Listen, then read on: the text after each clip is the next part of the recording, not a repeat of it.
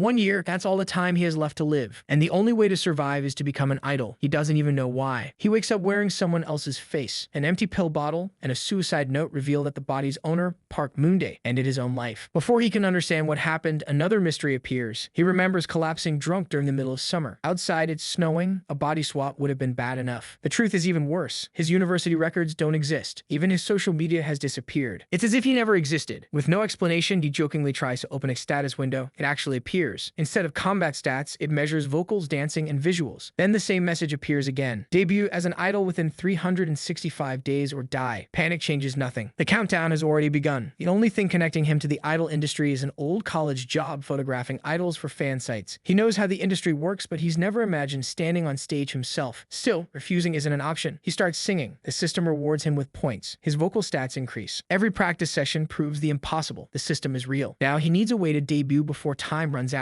His best opportunity is Idol Inc., a survival show still searching for contestants after its previous season ended in disaster. He cleans himself up and begins preparing for the audition. While practicing outside, his singing catches the attention of a woman named Soren. She offers him her business card and asks for his name. Without realizing it, he has just walked straight toward the one opportunity that might save his life. There's only one problem. Applications for Idol Inc. closed a week ago. For a moment, it seems like he's already failed. Then he remembers the recruiter's business card. His gamble was right. The producers really were searching for hidden talent outside the normal auditions. When she meets him again, she doesn't waste any time. She invites him to film a test video. He accepts. The system reacts immediately. The mission hasn't changed. After weeks of training, his vocals have already reached a B rank. For the first time, he feels ready. The test shoot goes smoothly, but one moment stays with him. When he mentions he has no parents, the producer looks at him differently. Maybe she thinks he's making up a tragic story. It doesn't matter. He just needs to get onto the show. Then he learns the truth. He's the final contestant, and filming begins in just 10 days. 10 days isn't enough to prepare for a national survival show, but he doesn't have another choice. If he wants to survive, every day counts. 10 days later, filming finally begins. 77 contestants gather for their first evaluation. Most arrive with agencies behind them. He's completely alone. Another contestant tries to make conversation. The moment he learns Moondae doesn't belong to an agency, he quietly walks away before anyone even performs. The rankings have already begun. Meanwhile, the producers aren't expecting much. Most of the contestants look average. Even a woman who recruited Moondae isn't expecting a miracle. She only discovered him 10 days ago. His experience is almost non-existent. When his turn comes, he gives a short introduction. The silence that follows only makes things more awkward. Then he starts singing. Everything changes. The judges stop writing. The room falls silent. Even the audience begins paying attention. The song is known for its difficult rhythm and demanding vocals. Yet he delivers every note with confidence. The recruiter can't believe what she's hearing. 10 days ago, his singing wasn't anywhere near this level. Now it feels like an entirely different person is standing on that stage. For the first time, everyone realizes they may have seriously underestimated him. Only then does it become clear why Idol Inc. matters so much. After its first season became a success, the producers rushed a second season that completely failed, forcing the show to shut down. Now it's returning for one final chance. No one in that room realizes it yet, but this season will become the one everyone remembers. Then a younger judge pipes up, saying she wants to see him dance since his performance had little choreography. He freezes. Dancing is his biggest fear. He recognizes her as a former idol he once helped out by getting her attention through a fan cam, but this situation feels a lot less friendly. He knows he has to go along with it. So he signals a staff member and whispers something that catches the staff off guard, then goes back to his spot. Knowing it's a risky move, he puts down the microphone, shocking the judges, and cues the music. When the dance finishes, the show takes a 30-minute break before getting back on track. Later, he's sitting in the contestants' area, ranks 17th, which people call the president's chair. He knows he didn't nail the performance, but he didn't totally bomb it either. He's expecting to drop a few spots, but feels pretty good about the reviews. Next to him, another contestant points at him with a grin, saying he's a good singer. He just sits quietly, knowing that he's only getting started. He glances at the guy beside him, realizing they're probably around the same age as the original owner of this body. He thanks him for the compliment, but the guy just keeps grinning and says he's nothing compared to his dance, which makes him feel a bit down. The boy laughs, mentioning that he never thought he'd get to hear that song live since it's been around for 10 years and basically got banned during exam season. The memory of his own dance rushes back like a cringy highlight reel. It starts with an awkward star pose and then turns into an overly peppy routine that makes him look like a confused backup dancer from a girl group. The judges were practically red from laughing, with one nearly spilling his drink from how hard he was crying. Looking back, he wonders if it was all pointless. Right now, his dance skills rank about as high as a gym class routine. Still, he tells himself he gave it his best shot, and the boy compliments him again, calling him talented and generous. The kid introduces himself as Lee Sejin, saying they'll probably meet up often and hoping they get along. He freezes at the name. He recognizes it.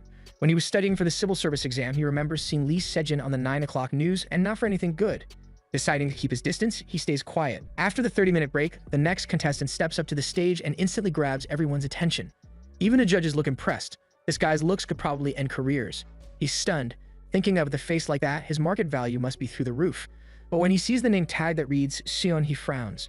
No one by that name ever made it to the finals. He sighs, figuring that someone who can't debut with that level of good looks must seriously lack talent. A quick look at Sion's stats confirms it. Everything besides looks is stuck in the D and F zone. As Sion walks to the center looking stiff and nervous, his system window flickers, showing Sion's stats more clearly. The layout is fancier than expected, and he realizes that, on paper, this dude could totally end up in the top 10. But then he notices letters in parentheses beside the stats, probably skill caps, and wonders if that means Sion has untapped potential. If that's the case, the guy's future could be super bright. Yet the real shock hits when he sees Sion's biggest issue, serious lack of self-confidence. With a face that flawless, it feels like a cruel cosmic joke. Moody can't help but feel confused about how someone so good-looking and talented can be so unsure of himself. When the judges ask the new contestant to introduce himself, he stumbles through a shaky hello. Sion Hyeon, only 20, is clearly nervous as he looks at his reflection on the big screen, struggling to share that his thing is dancing. The judges share wordy glances and kindly tell him not to cry. As Moody watches, he starts to realize that this isn't just nerves. Sion seems to have a speech disorder, and it's obvious he knows it. Then a warning pops up on Sion's status window. His self-esteem is way too low, and all his stats drop by a couple of levels. Moody is stunned that just feeling low can affect his abilities like that and wonders how he can even see this window in his mind. Judge Youngren gently asks if Sion has trouble talking, and he manages to explain with a shaky voice that he had an accident as a kid that made it hard for him to communicate. He nods when she says it must have been tough to make friends since people often get him wrong. The atmosphere in the room gets heavy with sympathy, and Moody stays chill, keeping a neutral expression, knowing that reacting would only make things feel awkward. When Sion finally performs, his dancing is okay, but it doesn't quite measure up to what his actual talent seems to hint at, landing him at 18th place. The judges kindly encourage him, saying he can do better next time. Moody claps, feeling a weird mix of feelings about being ranked higher than someone like Sion. As the next contestant walks in, he glances over at Sion sitting next to him, wondering whether he should say something, but he knows Sion probably won't start talking either. Too worn out to care, he just gives him a quick look, making Sion flinch in surprise. Sion bows politely before sitting back, and Moody turns his attention back to his thoughts, noticing that there are still way too many people waiting for their turn. 3 of the evaluations seem to drag on forever, with over 70 performances blending together until they finally wrapped up. When the results came out, everyone was told to head to their assigned dorms. Moody ended up in 22nd place, not great, but not a shock either. He figured he'd be pushed back a bit, and with the stiff competition, managing to hold his spot felt like a small win. The judges instructed everyone to get on their assigned rides based on their ranks. The top contestants, those in the 1st to 10th spots, got to ride in fancy limousines, while those ranked 11th to 25th, including him, had to take the premium buses. Watching the shiny black limos roll out, he couldn't help but feel the clear divide in rankings. The lower-ranked trainees were buzzing with excitement, gathering around the limos. He spotted a few familiar faces up in the top ranks, Che Yujin with his striking red hair and Kim Rae-bain by his side, both from the same high-profile agency and around his age. Eugene, sitting pretty at first place, exuded that confident vibe of someone who's used to the limelight. Right behind them was Ryu Chung-woo, 2 years older and a former national archery star, who snagged a 9th place spot. Moody vaguely recalled that Chung-woo had once won a group medal before stepping back to chase his idle dreams. A staff member called for everyone to take their seats, and as the bus engine roared to life, he settled in, quietly calculating his next move. If he wanted a better shot at debuting, sticking close to Sion seemed like the way to go. Still, he couldn't shake off the feeling of it all being a bit ridiculous. At his age, trying to navigate idol politics was just exhausting. When he looks over, he's surprised to see Sion sitting right next to him. He has no idea how that happened, but figures it's not the worst thing. At least it's not Sejin, who never shuts up. Letting out a quiet sigh of relief, he leans back in his seat, happy that Sion won't start chatting, gets ready for some peace and quiet on the ride. It's only a 10-minute walk to the dorms, but the production team insists on taking a longer, scenic route, probably just to get some extra footage for the show. He watches the lower-ranked contestants walking along. They seem way too cheerful, laughing and pretending that they're having a good time for the cameras. To him, it all feels a bit over the top, almost cringy considering how staged it is. When they finally get to the dorms, he's pleasantly surprised to find out that, since he's ranked lower and they're grouped in 5s by placement, he's in a different room from Sejin, who's in 20th place. That alone feels like a small win and the only real perk of being 22nd. As he steps into the room, he sees 5 beds and drops his bag on one, contemplating if he should just claim it. Sion, standing next to him, quietly puts his bag on the top bunk above his. A bit confused, he moves to another spot, only to notice Sion trailing him again, all the way to the group gathering. Now he's starting to feel a bit uneasy. Why is this guy following him like a lost puppy? Maybe he thinks he's safe or just some normal dude? Whatever the reason, he decides not to dwell on it. Sion isn't bothering him yet, so it's cool. Still, he makes a mental note to keep some distance. If they end up together too often, any argument will totally make him look like the bad guy. Out of nowhere, Sion pulls a toffee from his pocket and shyly offers it, asking if he wants some chocolate. He's a bit caught off guard but accepts it, half wondering if this small act of kindness just messed up his chances of keeping space between them. Before long, all the contestants are gathered in the common room and a staff member greets them with a warm welcome, asking how the first evaluation went.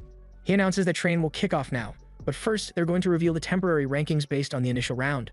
Those rankings are going to decide the customized classes, and performances will affect the rankings in real time.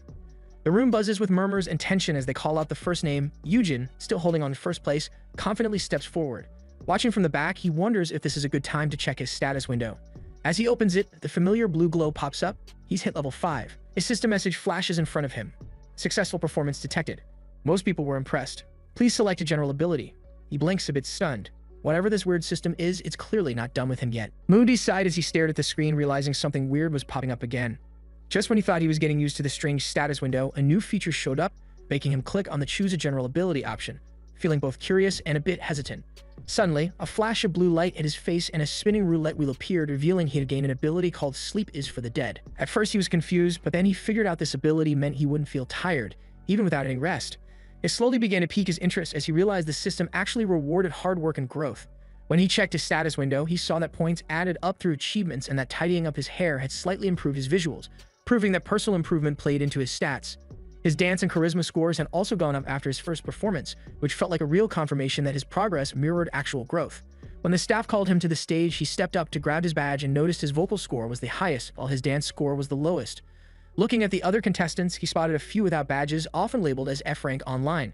While he thought starting from the bottom could have its perks, he felt for them and knew how discouraging it must be. Then his gaze landed on Lee Sejin, a nervous contestant he recognized from a blockbuster movie 10 years ago. Sejin had faded from the spotlight, and Moondig guessed he was probably here for a second shot rather than a debut. But then a darker thought crossed his mind. There was also a guy named Lee Sejin who had gotten arrested for drug dealing. The name coincidence felt too weird, making him wonder if it was just luck or something deeper. Shaking that thought off, he noticed that taller trainees seemed to have a better shot at debuting, which added to his anxiety.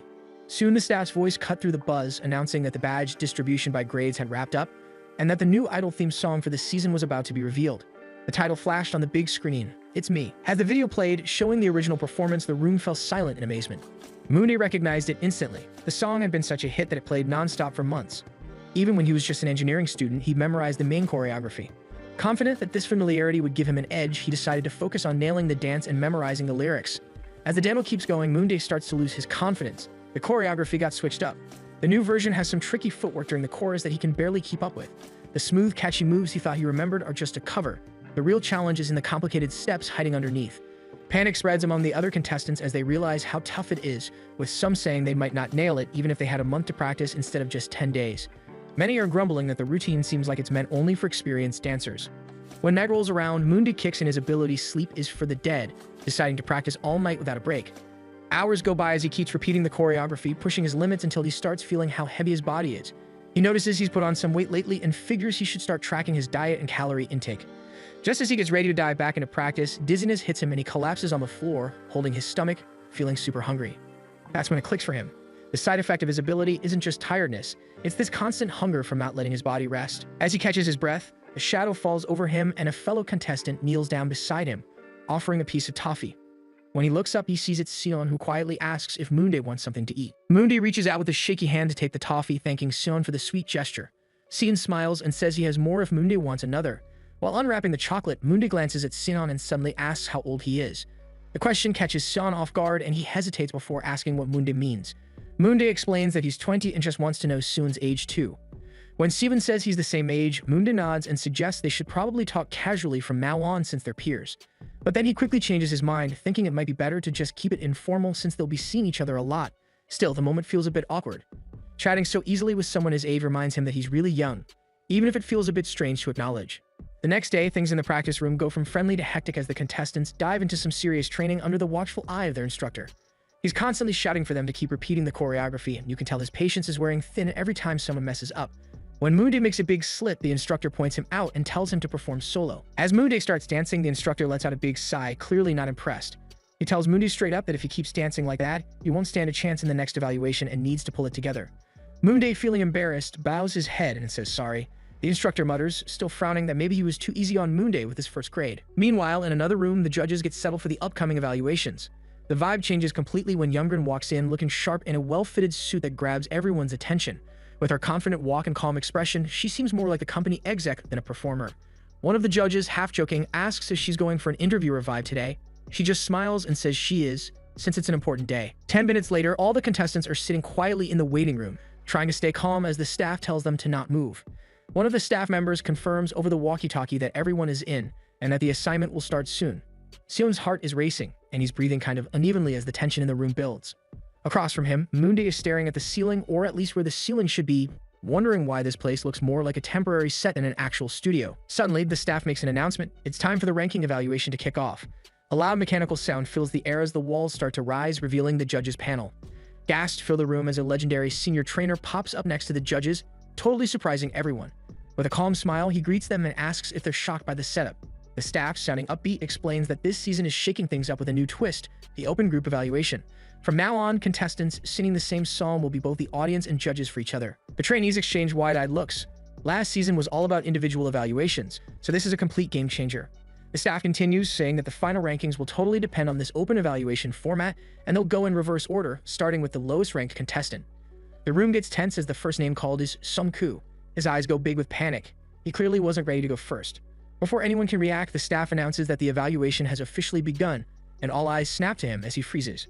Moondae watches silently, realizing that the production team is using Sung-koo as a sort of test subject, like a psychological tactic to rattle everyone else. Starting with the lowest rank in front of the group is a harsh but smart move to shake their confidence.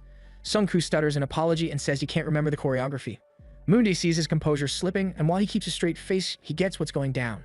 The producers are cranking up the tension, creating drama from stress and failure, a brutal but clever way to make the show more engaging.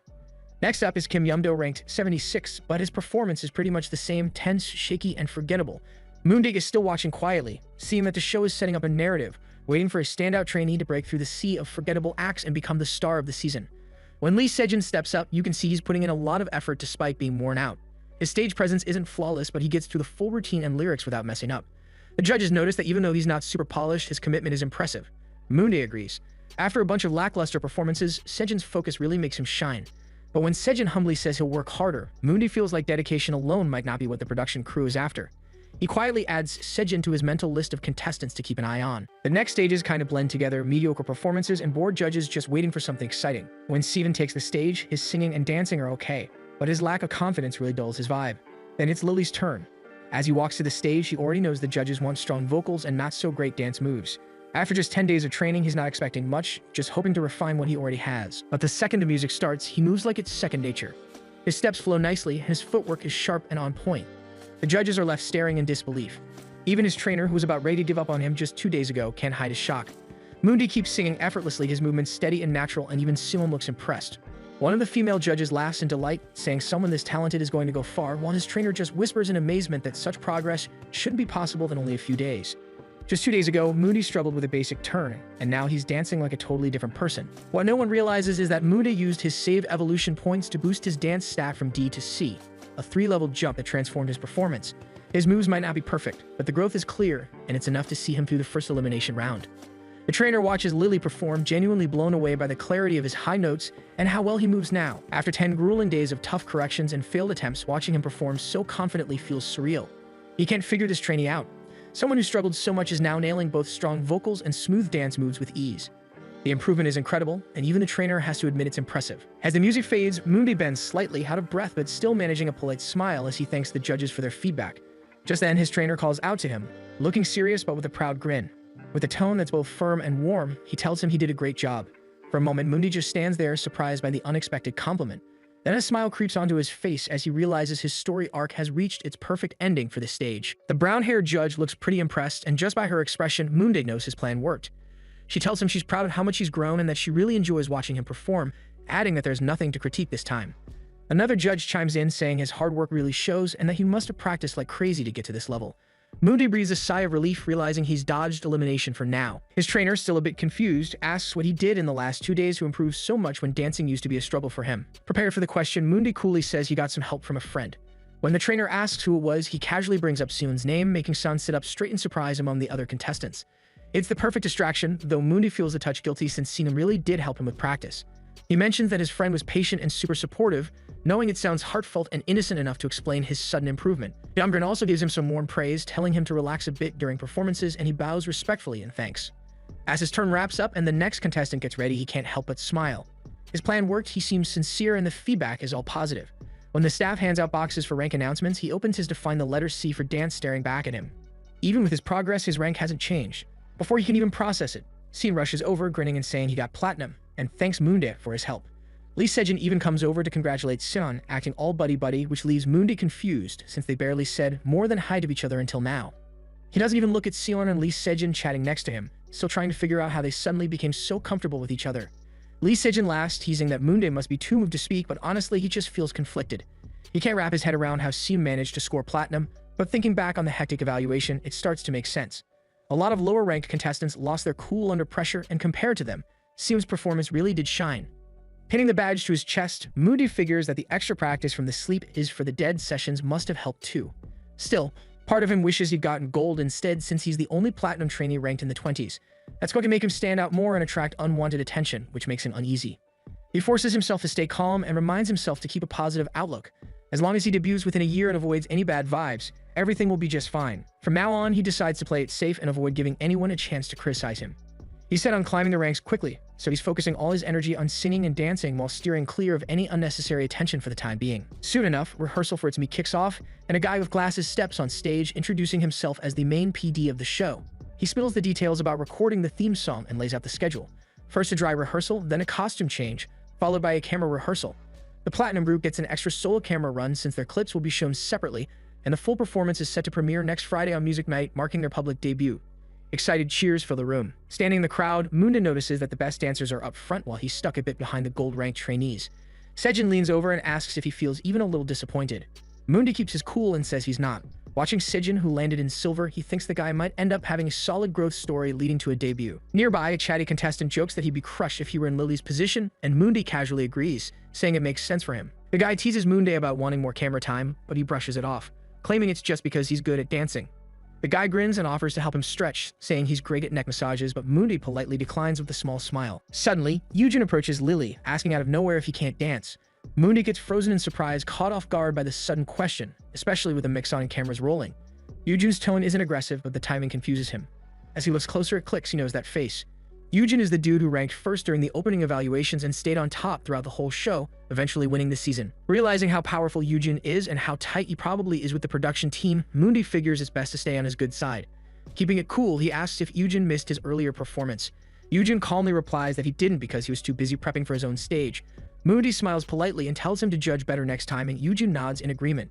Sejin leans in and whispers that Yujin's way of talking sounds unique, probably because he's from overseas, and Moonday quietly agrees. Right then, the staff announces that rehearsals are starting and the vibe shifts instantly.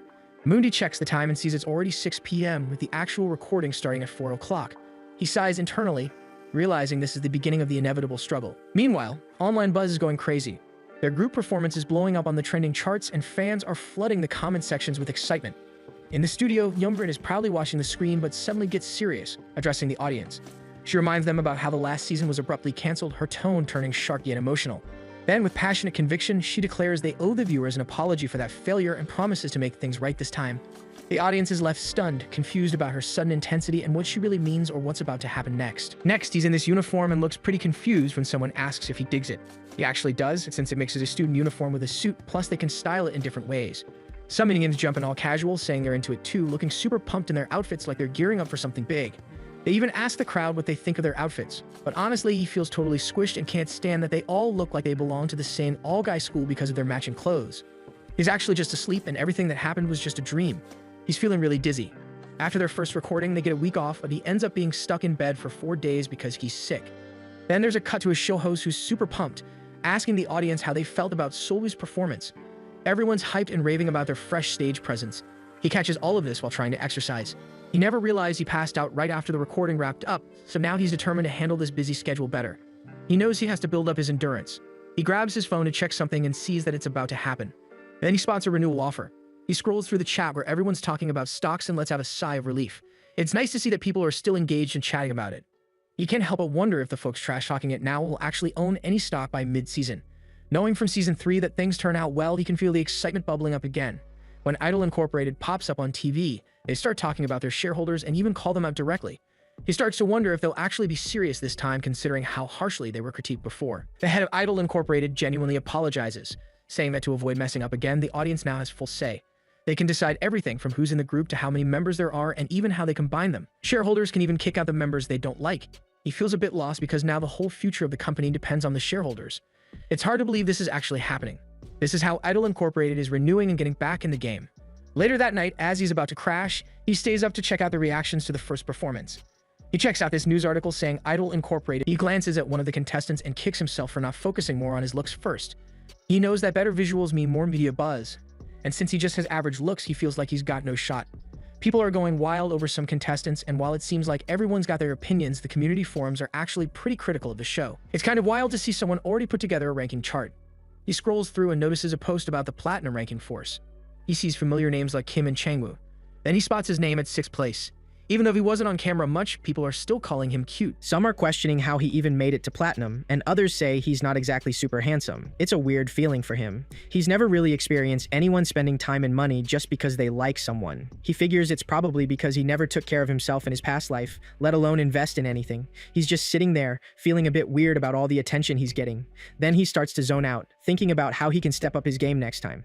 He decides to dish out his stats first, but then gets thrown off when a status window pops up saying he's gained fame after impressing 1,000 people. Now he has to choose a general ability, and he can't believe there are rewards for this stuff too. He's not expecting much, but he's crossing his fingers for something that has to do with looks or charm. When the roulette finally stops, he ends up winning a silver rank hero ability. He feels pretty good thinking it's tied to his looks. It's a C rank ability that makes his words grab the audience's attention, and it's passive, so it'll just be there. He can't help but wonder why today feels so exciting. Then someone announces that Idol Inc. is back and asks if the contestants had a good rest last week and what they thought about their first performance on air. Lee Sejin looks surprised to see him. For the first round of Idol ANC, the guy announces to all contestants to come out and pick a ball from the box. On the other side, Sejin just can't shake off what he is seeing, that our guy has actually got a really amazing glow up. He keeps blinking for a bit, kind of wondering if his eyes are playing tricks on him or something. He starts to think maybe it's because it's been a week since they last saw each other, and you know, time sometimes changes how a person looks. Our guy looks very different now, almost like there's a new aura around him. Sejin thinks his face is literally shining, and it kind of feels like he has gotten a bit more handsome or maybe just more confident. But then he notices something weird. He spots An Hyeon standing behind him and wonders for a second if that's the reason. Then he ends up convincing himself that it's probably just because An Hyeon is handsome. Meanwhile, he stays totally confused and keeps stealing glances as if trying to make sense of what's happening. Next up, it's finally time for our guy to choose his ball. Sejin keeps pressing against him and nudging him again and again, and that kind of irritates him a lot. He rolls his eyes a bit, thinking how Sejin always acts like that. He also realizes that Sejin is actually quite sharp, which somehow makes it both funny and annoying at the same time. Our guy thinks that Sejin was partially right about everything, and he ends up getting number 12, which feels quite good honestly. Last night, when he got that ability, he was definitely taken aback. He thinks it's not a bad skill at all, and once it's activated, it will totally work great on stage. He even earns a point from today's broadcast, which adds a bit to his confidence.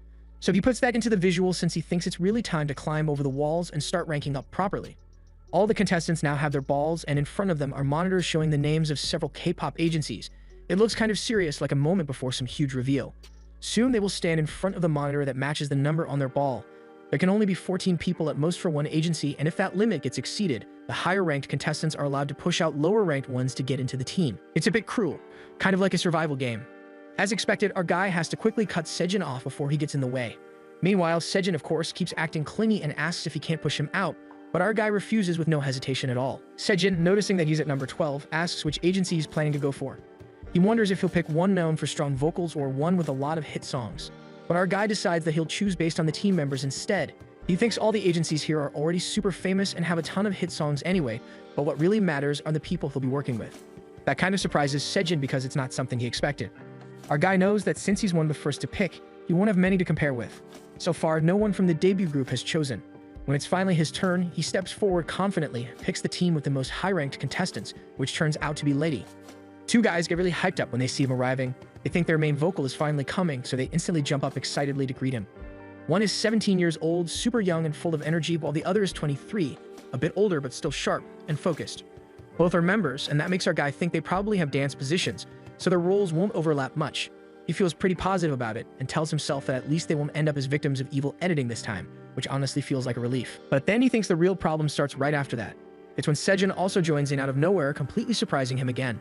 The other members, who were just excited a second ago, suddenly freeze as some weird tension fills the air. After Sejin, even more interesting guys start joining the team. Number 33, An Hyeon, comes in with his gold badge and striking visuals that almost steal the spotlight. Then number 59, Chungwoo, the archery guy, joins too. He's full of energy and genuinely pumped to get along with everyone. He's the only other party number rank aside from our guy. Our guy thinks that the higher the rank, the better the synergy will be, and if they all end up working well together, then great. Everyone is trying to get along, even Anhyun, but our guy can't help feeling kind of awkward about everything happening so fast. As the spots start filling up, the lower-ranked contestants begin getting pushed out one after another. Even the silver ranks are getting replaced, which is kind of expected in this intense setup. Some dude looks at our guy with this mix of envy and frustration, thinking if only he had gotten a slightly better rank during the reevaluation. He blames it all on that jerk Moonde, who also stares right back at him with that same competitive glare. Our guy suddenly feels someone staring at him, and starts wondering what that was about. The kid turns out to be one Gil. At first, our guy thought he was a middle schooler because of his looks, but it turns out he's actually in high school. He's just like him and also does vocals, which makes the whole thing kind of funny. 1 week before the rank evaluations, the one shining on stage was one Gil, right up until our guy showed up, the ace of the quarter class. One Gil feels totally frustrated that he now has to reach Moonde's level. On the day of the evaluation, he walks off stage with heavy steps and ends up being demoted to silver. Then suddenly, Sejin jumps in again, pushing one Gil aside while awkwardly apologizing. He also accidentally shoves some bronze medal dude down in the process. Young tries to greet our guy in the middle of this chaos, but our guy is just too irritated, wondering why Sejin has to be here again. Sejin keeps saying that someone gave him advice that what really matters is the team, not the agency, while our guy is just totally pissed off inside. Now, all the contestants who have chosen their agencies are told to look at the monitors that previously showed the agency names. Something changes on the screen, and the first person to choose their group has to press a button. Our guy tries to figure out what's going on, completely confused yet curious. When the shuffle button gets pressed, the teams suddenly split into A and B. And surprisingly, they now have to do one-on-one matches against each other. Our guy can't believe it. He just stands there, trying to process that the teams were actually randomized like this, feeling both nervous and kind of excited at the same time. 2 of the minions get way too excited over the fact that they end up on the same team. They are also super hyped knowing that Moonde is with them, which basically means they've got a main vocal. That alone makes them feel like their team already hit the jackpot. Meanwhile, our guy is still standing there, trying to wrap his head around everything, kind of dazed but also trying to pull himself together. He keeps thinking that since he's number 12, he has to be careful and make sure his teammates take priority. The 2 chords are standing next to him, and he takes a slow look around at his entire team. Sejin suddenly jumps in, mentioning that their team looks pretty good, and honestly, everyone seems to agree. Monty can't believe that Sejin somehow landed number 62, which just feels kind of insane to him. All of the dudes are hyped about their lineup, acting like this is the dream team. Meanwhile, on the other side, Haeun stands quietly, looking calm and collected with his number 33 badge. Our guy slowly walks over to him, and the moment he does, he finally gets a bit of peace. It's quiet there, and it kind of feels relaxing. On the opposite team, Chungwoo is already holding a meeting, talking to his team like a captain. Then our guy notices that the only number still missing is 37, that's one Gil. And right across from him is Lee Sejin, number 15. He looks at the pairing and can't believe it. It feels like an easy pass straight to hell. Their teammates are already giving off strange vibes like early signs of chaos, and he just knows deep down that they are screwed. He thinks at this rate they'll be evil edited so bad that they'll become the editor's bait for sure. That's when Anayan suddenly calls out, offering Kai a water bottle, and then hesitantly mentions that he thinks their team members are actually good. Monty is totally speechless at that, just staring blankly. Meanwhile, Haeyeon looks nervous, literally sweating buckets, but he's trying his best to stay positive. This makes our guy think that Anayan is just the optimistic one, the kind of person who keeps smiling even when the ship's sinking. Next up, the dudes begin introducing themselves. Lee Sejin casually expresses that he really likes this team because he thinks there are a lot of good-looking people around. Everyone laughs a little, and someone even compliments him, saying he's got good eyes for noticing that. He responds back that Lee Sejin himself also has good eyes, which just turns the atmosphere even lighter. Lee Sejin, trying to play it cool, says that he feels like they're really going to have a lot of fun together, and for a second, the team kind of believes that vibe. Meanwhile, our guy stays tense inside, wondering if the team will actually be okay. He admits their composition looks solid since most of them are gold ranked, and they've got a nice mix of positions. He thinks that as long as they pick the right song, they'll be able to perform decently. But he's still a bit worried about the 2 silver-ranked guys. He knows if someone ruins the atmosphere, then it's over. They'll all go straight to hell together. He figures at least with Lee Sejin around, the team's mood might stay bright and manageable. Surprisingly, Bai Sejin also ends up on the same team, and Lee Sejin jokes that they should come up with a nickname to tell them apart. That kind of confuses our guy since he thinks it might just make things even more complicated. One of the guys suddenly starts giving everyone random nicknames for fun, and they all find it really funny. The atmosphere gets lighter for a bit, and even our guy starts thinking about it too. But then there's this weird silence that takes over while he's lost in his thoughts, totally confused about what's happening. Suddenly, the host's voice echoes, asking if everyone has familiarized themselves with their teammates, because it's now time to choose the songs. The monitor in front of them changes, and that same guy goes ahead to press the button for a randomized song. Everyone's hoping to land a good one. As the screen starts to shuffle, most of them quietly wish for the Tiger song since it's the most recent one, and everyone who joined Lady probably came for that. Some others are hoping for VTIC, and our guy can almost feel their expectations just from their expressions. The shuffle keeps rolling, and after a moment, Anhyun shows up again, bringing water bottles for everyone. The team really appreciates him for that, though a few guys still look down, already feeling unlucky. Then someone starts wondering aloud if there's ever been a girl group song in this kind of mission before.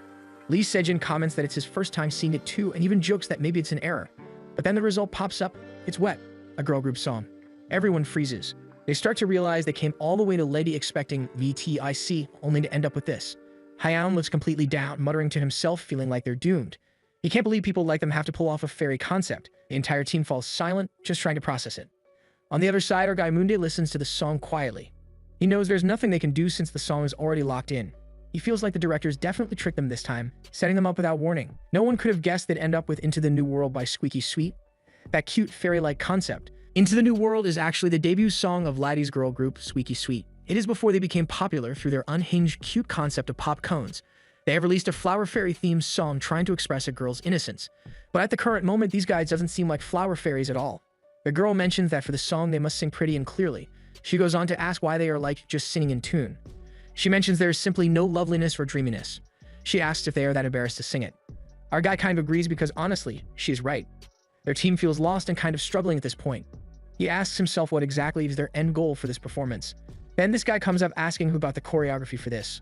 Hashin mentions the team, the members who were a bit familiar with the dance. But Sejin mentions they all did it together. Still, none of them catches the eye of the judge, and he mentions it is bland. He even says it feels like some kind of random talent show or something. Their opponent Team B was already excited to do Sangoon and has already memorized it, and he mentions this is a girl group choreography. So he asks if they should not be picking up their pace. But they're just a bunch of guys around high school, so things are not that easy. Our guy thinks with a troubled heart about how their bodies could even follow that. The judge notices that those guys have some kids who are below average, and our guy thinks that even he barely managed to memorize the choreography, so he thinks it makes sense that the trainers are uninterested. This is when he mentions he goes on to Anhyun, who is sweating buckets. He notices that he majored in modern dance and asks why his expressiveness is worse than Moondae. Our guy can't believe this because Anhyun was the one who taught them almost 80% of the choreography. And the trainer even remarks that Moondae is even better at singing. The instructor is fuming at Anhyun and keeps pushing him, asking if he thinks people will continue to go easy on him when he debuts. He asks him if he wants to hear that he is worse at dancing than the kid who was chosen for singing. The instructor mentions that if he is going to keep at it like this, then he might as well just give up. The instructor tells them to think of another concept. He mentions whether they arrange the song or put an emphasis on the original. He tells them to come back once they have made a decision, and all of the minions comply to do so. Everyone just quietly accepts because they know he is serious. So this starts to make them wonder if they should have a meeting at our guy's place, thinking if they should slowly get started. Sejin mentions that based on the feedback they received, it tells them to start deciding the concept. He asks if everyone is satisfied with their assigned parts. He mentions that Mond is the main vocalist and Sejin is the main dancer. However, Won-gil mentions that the key doesn't really match in well. On this, Sejin asks if the other parts aren't too low. As Won-gil is a vocal, Sejin mentions that there is only Mund's part, but his lines are even higher than the Won-gil's one. Meanwhile, our guy thinks it will be easier if it is way higher. Meanwhile, Won-gil thinks it will be easier if it is way higher too. That small thing catches the attention of our guy. He starts thinking that this is why the group projects are unreliable, because things are completely going his way. And because things are completely going his way, Won-gil is actually trying to mess things up a little. Sejin goes on to ask our guy if he wants to switch with him. That thing surprises Sejin. Won-gil starts to tease up, kind of acting smug, mentioning that he should help him on the parts he is having trouble with. As our guy can't just give away his part like that, he gets irritated because it feels like this isn't the first time this has happened. He mentions it is alright if they switch as he thinks it is better to switch earlier only if he can't do his part. Our guy also decides that he will be taking the Sejin's part in the bridge. On this, Sejin gets surprised out, almost caught off guard. And on the other side, our guy mentions that Sejin said he could not do that part, so he decides he will take it since he can't do it. On this, Sejin gets really worried. And our guy mentions this is what he has been talking about when they were first learning the choreography. On this, Sejin asks if he knows how Squeaky Sweet is normally cheery and energetic. And he asks why don't they try and emphasize that by showing the dashing charm of an innocent yet powerful youth. Hyun also gets the idea, mentioning if it is kind of like that fan cam where he and Sunbae were in the rain. So they can keep a similar concept to Squeaky Sweet in their prime. Sejin also mentions they even have a Moondae who dances to the popcorn theme. Sejin asks if they don't think they will get a positive response on this. Meanwhile, this thing makes our guy think that he prepared for this. Sejin ignored the issue until he received their first round of feedback. So once his teammates become disheartened, they would listen to him without objections. This powerful youth concept is advantageous for the current main dancer, Lee Sejin. So Sejin must have realized that Anhyun, our dance major, suited the original song's concept better. Our guy doesn't know if this is something innate or if Sejin is being intentionally calculative. At the day of the competition, in front of the T1 studio, the people are lining up to see the performance. There is this girl also in the crowd and she thinks this whole situation sucks. After her train for years drove under the influence, she got angry and came to see the talent show of some guys she doesn't even know the face of. She thinks her whole life is kind of a mess. She's actually here for some pictures to sell them if it makes money. Recently on the internet, 113 has actually become some kind of punching bag for anyone who gets bored. It's like whenever people have nothing to do, they just find something or someone to criticize online. Forums and the internet in general have always been like that anyway. Despite it being just the first performance and only the member profiles being released, this whole controversy still ends up being the weird kind of publicity. It's annoying, but at the same time, it works. So at the first team round of Idol INC, the host mentions to the shareholders that the odds of getting into the audience for the pre-recording of this competition were an astonishing ratio of 27 out of 1. He is sure they are all wondering what the first competition is even about. The contestants will be performing their own versions of hit songs from Korea's representative agencies. After the performances, people will vote for their favorite team and contestants. The most popular contestant in each team will receive a great advantage. And with that, they are about to begin the very first team round of Idol NC. That girl in the crowd is just sitting there, honestly kind of impatient, wondering when they are gonna start the concert already. The first round of the competition finally begins and the teams start to bring out their performances with everything they have got. The girl in the crowd isn't expecting much anyway, but when she watches, she thinks with the level these kids are performing, it kind of feels like a waste of camera memory. She even wonders if that rumor about them choosing part-timers as contestants was actually true. The next performance comes from a trendy agency which is known for mastering sexiness. That's Traveler. That's when Yujin jumps onto the stage, and his presence is actually a bit more spectacular than expected. The girl in the crowd can't believe that the center of its me is Yujin, and she can't believe he is just a trainee despite how good he is. People start to think he is definitely the center for a reason, and he already has that aura like a phantom, even though this is just the first competition. Now that our guy thinks about it, this team also has another handsome guy, Rabin, the trainee from the same agency as Yujin. People really like their performance, and the host also reminds them that if they think it's amazing, they have to press the button now. The girl in the crowd thinks that if only they were vocalists, she could have gotten better photos. So she decides to at least take a lot of shots to sell later if they make money. Some of the people even start thinking that maybe after this round, there won't be much left worth watching anyway. The girl in the crowd starts to think if she should just head back since she feels like besides Chungwoo, she's already seen most of the famous kids. The next performance comes up from VTIC, who recently won the grand prize. The contestants will be covering a song from their agency, which is Letty. The girl in the crowd wonders if there is no actual VTIC member appearing, but then she guesses it makes sense since VTIC is the top male group right now. She thinks back and wonders what her idol was even doing when VTIC hit 1.2 million sales in the first week, and remembers he was out drinking and smashing his foreign car. Next up, the host mentions the next contestants are the Flowers and Fairies of K-pop. Their debut song changed the love of the general public through their refreshing and youthful charm. The girl can't believe it. It's the song Into the New World from Squishy Sweet. Letty doesn't necessarily mean a verdict here. The host tells all of the people to enjoy their performance.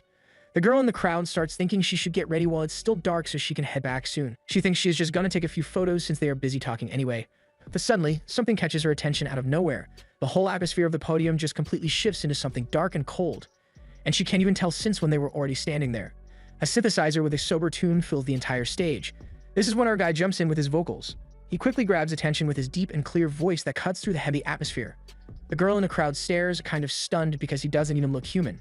She starts wondering if he is that Hinong who majored in modern dance. She can't believe how a performance can be this lifeless yet still so haunting. She notices that it has been dark since earlier, and the whole arrangement feels chilling, as if it has been twisted from the original.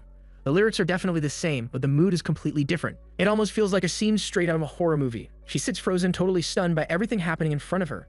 She can't believe what she's watching. She can't wrap her head around whether these are performers or some kind of spirits. It feels like they are watching her from every direction. Her heart races as she realizes that what she thought were ghosts are actually just people on stage. This team's name is actually October 31st, that day when non-human entities are said to ascend to the land, also known as Halloween. The revelation hits the girl in the crowd hard and she feels a shiver run down her spine.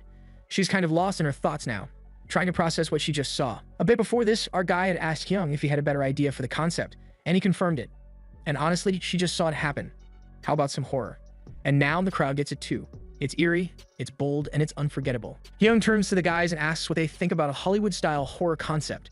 At first, they stare at him in surprise, but then their expressions shift, and they say excitedly that they love the idea. Kwon stands, pointing out that the choreography is similar to modern dance, which will make it look truly eerie when combined with horror elements. The guy beside him mutters that it's better than tackling something overly complicated, and the other nods, saying they can manage if they base the concept on a horror movie. Sejin watches the sudden shift in everyone's opinions, unsure whether to push for his own idea. After a moment, he decides to step back and admits he likes Moonday's concept too. Lily watches quietly amused as Sejin admits it feels a little embarrassing but undeniably effective, earning him praise as the leader they expected. Lily scans the room, seeing the group settling down smoothly, but his gaze lingers on the one person who still seems uncertain, wondering how to reach him. Later, as night falls, Seon sits alone when Moonday approaches and asks if he's tired. Seon startles at the voice but insists he is not. Lily recalls noticing his lack of focus during the lecture and gently asks if he dislikes the idea. C waves it off, shivering slightly, and as Lily moves to sit, he hurriedly apologizes, promising he'll do better. Lily blinks surprised and asks if his discomfort comes from being around him. Shifting the topic, Lily recalls what the trainer said earlier, emphasizing that Sion is on his own but undeniably talented, making sure there's no room for misunderstanding. The trainer had known this all along, which explained the harshness that had seemed uncalled for before. Sion hesitates, tension visible in his trembling posture, and Lily reassures him silently that he can do it. The certainty in Lily's gaze leaves Sion momentarily stunned, a flicker of confusion crossing his face before curiosity sparks in his eyes. His thoughts race, wondering how he should move, how he should perform, and Lily notices the overthinking but chooses to let it settle naturally. With a sigh, he reminds Sion to clear his mind and simply commit to tell himself he's going to do this. Even this simple advice feels monumental to Sion, and he quiets himself, promising to try. Suddenly, the system window buzzes with a notification. Lightly glances at it and sees that Sion's ability draw has activated. The glow of the system confirms it. The improbable 35% chance has triggered, instantly neutralizing the status condition. Every element of Sion's performance, vocals, dancing, presence, swells in intensity, revealing the real Sion. Unburdened, spirited, and talented, a performer whose ability shines when freed from limitations.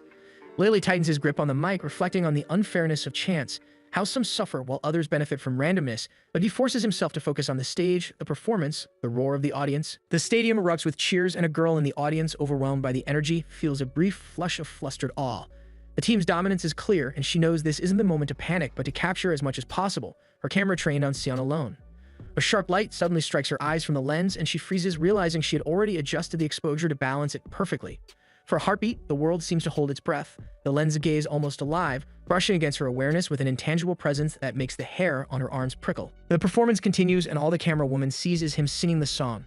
She becomes so flustered that she forgets the reason she came over in the first place. In just a few seconds, a clear, piercing high note slices through the air, freezing her attention.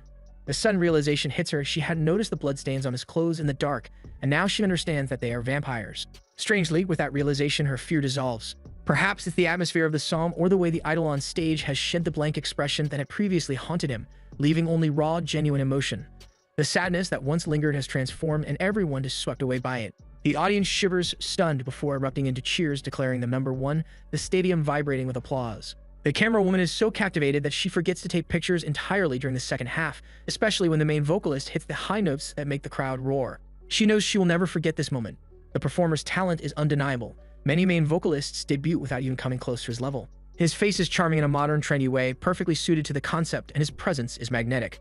She feels herself completely undone, captivated, and at the point of no return, utterly consumed by the performance. The stage clears for the next team, and the last group stumbles backstage, totally worn out and out of breath. Moonday takes a deep breath, realizing it wasn't as bad as he thought it would be. Until now, he saw this as just a job. He figured the reality of it would hit him afterward. But out of nowhere, the audience starts yelling for an encore, and the team is caught off guard. Moonday has no idea when his mindset shifted. Suddenly, he starts seeing this gig as fun.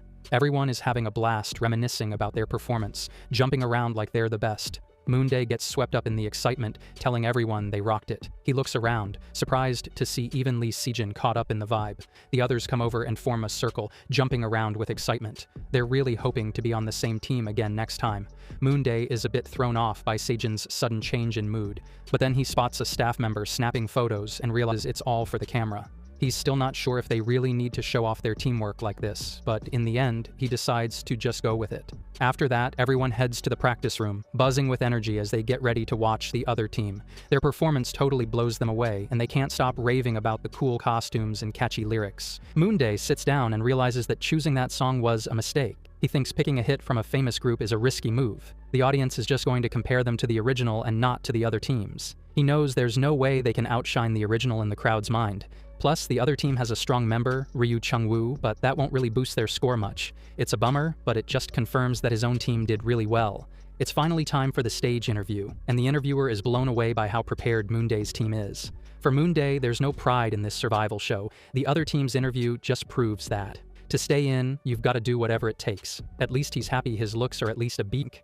Later, Moonday is browsing online and notices there's some drama with two guys named Sejin. His phone's blowing up with messages from the group, and he's getting anxious. He knows he needs to silence those notifications. After they won, someone set up a group chat, and now his phone won't stop buzzing. The other team was pretty emotional after losing, and Sejin thought a chat would be a good idea for their victory. Everyone was on board, but for Moonday, it's just annoying. He decides to ignore it. While he's sitting by himself, Seijin sneaks up from behind, asking if he's still stressing out. He smiles and tells Moonday he's been working really hard, saying he's being genuine about it. Moonday just looks back at him with a blank expression. Moonday throws a compliment back at Seijin, recognizing all the hard work he's put in as a leader. Seijin looks genuinely surprised by the praise, then laughs and agrees, saying he thinks he did a good job. He smiles and tells Moonday to ease up on the glaring, hinting that they should hang out more often. Moonday watches him closely, sensing that Seijin is trying to pull him into his social circle. He wonders if Seijin is thinking about cutting ties with some of his less capable colleagues from the agency. But with all those lingering rumors about Seijin's supposed drug connections, Moonday isn't looking to take any risks. He decides to cut this interaction short and plans to later fake a phone issue so he can quietly slip away. The moment gets a bit awkward when Seijin spots Sion peeking at them from the doorway. Sion, looking a bit nervous, asks if he can be added to their contacts. Moonday gives him a look, trying to figure out if he really wants in. After Sion nods, Moonday decides it's cool, as long as they're careful, and agrees. Seijin jumps in, suggesting they create a 3-person group chat for friends their age. And just like that, a new chat is born. After getting out of the shower, Moonday admits that the public reaction was pretty good. His teammates were excited about it, and everything wrapped up on a positive note. Still, he's not sure what to do next, knowing that team vibes play a big role in how initial votes turn out. As he towels off his hair, he looks in the mirror and makes up his mind. He has to pull away from this group, especially Seijin. He plans to step back before things get out of hand. First, he checks his status window and sees a message congratulating him on a solid performance. Apparently, he impressed most people and scored a spin for a rare ability. This notification popped up after the audience's encore, and he's not entirely sure if everyone gets this reward after every show. But a rare ability definitely sounds like a big deal, so he gives the wheel a spin. It stops on Look at Me, a level D skill that makes him a bit more noticeable in a crowd. Moonday is confused by the vague description and can't help but wonder about the system's clarity. He thinks about grabbing a drink before hitting the sack. Just then, his phone buzzes with a message from Lee Seijin, who jokingly calls him out for ignoring the group chat and labels it a bold move. Moonday says sorry and explains he doesn't check his phone often. Seijin insists he should check the chat. As he scrolls through, Moonday sees the crew sharing their thoughts on the recent broadcast and updating each other on their lives, all bragging about their wins. Then a message from Seijin catches his eye. He jokes that Moonday must be washing his face with some high-end water from the broadcasting building because he looks even better every time they meet. Seijin begs him to spill the beans on his dermatologist's secrets. Before Moonday can think of a response, everyone else logs off. He powers down his phone, ready to call it a night since he feels like he's hit his social limit for the day. 5 days later, we find ourselves on the top floor of the T1 Convention Center, where all the contestants line up on stage. A staff member announces that everything will kick off once every reporter is here. It's now 5 days until the first episode drops, and the first big event for Idol Inc. is finally happening. Moonday stands with the other trainees, knowing he needs to really shine to grab the photographer's attention. He figures his looks need to be A-rank to stand out, but he shakes his head, realizing that no matter how hard he tries, he's only got B-level visuals for now, so he decides to just stay put and see how things unfold. Sion shows off some incredible looks and hands Moonday a pack of vitamins. Just then, Seijin pops up from behind and asks if there are any vitamins for him too, which totally gets everyone nearby buzzing. Moonday swallows hard in confusion, wondering if Sion is just a kid. Then, Cha Eugene, the top trainee, comes over. Moonday is left scratching his head, not really getting what's going on. Eugene gives him a nod, and Moonday asks if he means the performance of the top team. Eugene gives him a thumbs up and goes on about how much he loves Moonday's stage presence, saying he wants to be on his team next time. Moonday thinks it over and says he'd be down if he could, but he's not sure if Eugene is trying to control him or just recruit him. A gloomy thought hits him. Maybe Eugene's just kind of clueless. Now it's press conference time. Moonday knows he has to focus. It's really a dog-eat-dog world, and only the toughest survive. The rules of survival haven't changed throughout history. To make it through, he's got to use every advantage he can get. Suddenly, standing in the crowd of contestants, he yells that he'll boost their stock value, even though he cringes inside at how cheesy it sounds. As they step outside, a crowd of reporters rushes at them, yelling their name. Moonday freezes up when he hears multiple voices calling for him. The contestants quickly find themselves surrounded. Noticing Sion looking a bit lost, Moonday pulls him closer, suggesting they take some pictures together to help deal with the chaos. Seijin spots their confusion and jumps in too, sliding right into the frame. Moonday is surprised by this and starts to feel uneasy about them getting closer. He realizes things are getting out of hand. Ever since that group chat started, they're now being photographed as a trio, making it seem like they're best friends, and it's starting to feel like a done deal in the public eye. His train of thought gets interrupted when he spots a woman in the crowd of reporters. She looks familiar from back in the day. She used to run a fan site and bought data from him every now and then. The main vocalist she was into just got caught up in a drunk driving scandal, and he can't help but wonder if she's turning her attention to him now, but that thought passes quickly. He realizes her being there could actually be a good thing. She takes great photos, and getting them out there before the first episode drops would be awesome for exposure. Later that night, the editing room is buzzing with chaos. The directors have wrapped up the first cut, but are now going back and forth about which contestants should get the most airtime. One exhausted staff member yawns and points out that the director keeps going back to certain clips. He throws out the idea of focusing on an underdog story, mentioning it would simplify things for the writers too. The lead director shoots him a look, saying she'll think about it, but at the end of the day, only viewer ratings really matter. The first episode is going to be a special 2-hour show. Moonday is freaking out as he watches the preview material, which shows real, unfiltered internet comments that are just blurred out. He downs his drink, trying to convince himself that the show's premiere is something to celebrate, but all the contestants have been shoved into a studio to watch the first episode and film delayed reactions. He's so exhausted he feels like he could just collapse any second. Still, he knows he has to stay sharp, watching the audience's reactions to plot out his survival strategy. From what he can tell, viewers love Wangil's cute expressions, though some find him a bit too clingy. Then there's II3, who goes viral just for being super tall at 187 centimeters. Not only is he tall, but he's also got a solid build and good looks, which quickly make him popular. Moonday checks out the online reactions and sees most of them are pretty positive. The character development and screen time seem pretty balanced, especially since a lot of his teammates are featured, so their growing fame helps him too. But he knows that his own screen time is the most important factor. His browsing takes him to a hot new topic. He clicks on it and finds it's about Sion and Cha Eugene. A wave of dread washes over him. It's the same stuff they saw earlier. He feels a twinge of gloom, thinking back to his own embarrassment. He wanted to come off as someone who gave his all, even though he wasn't the best dancer, but the edit made him look ridiculous with this weird, intense focus. At first, he was worried about becoming a meme hurting his rep, but the comments are actually way more positive than he expected. It's hard to predict what's going to trend online, but he realizes that his genuine vibe during that part really clicked with people. He's honestly surprised that the editing and public reaction turned out way better than he thought. In the end, the good result makes the unusual approach worth it. Out of nowhere, his system alerts him that he's made an impact on 50,000 people and gives him a shot at a real ability. He starts to wonder if all this buzz is just from one episode, and if he's ready to take the next step. He went viral not because of anything wild, but for his chill vibe and a voice that really connected with the audience. Because episode 1 blew up, more and more people are starting to remember him. He scrolls through different monitoring sites and sees his name ranking pretty high. But it's a bit of a mixed bag, with both positive and negative feedback coming in. The top comments are mostly good, but the dislikes are pretty noticeable, especially when he compares himself to someone like Cha Eugene. At least the dislikes are only in the double digits. He's feeling a bit stuck on what to do next. Should he push back against the way the show has portrayed him? He knows that audiences often warm up to someone who seems a bit aloof at first, but later shows they're friendly and easygoing. Thinking back to his blunt intro, he realizes viewers might connect better with him if he shares a more relatable side. He's looking into individual PR videos, really honing in on his goal. The next shoot is all about these personal introductions, where all 77 participants will get to show themselves off to the live TV audience. It's a perfect chance for him to connect with viewers without any meddling from the producers.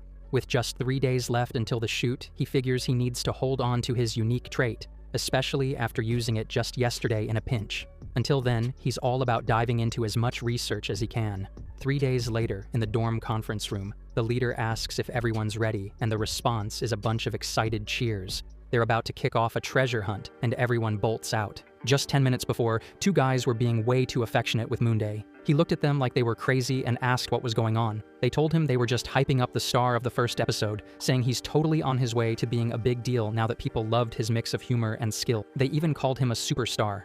They also mentioned how bummed they were that he never chats in the group. Then, out of nowhere, they turned their attention to Sion, who panicked and insisted he was only there by chance. Moonday figured out they were just messing with him because they were so excited, especially since the cameras weren't rolling.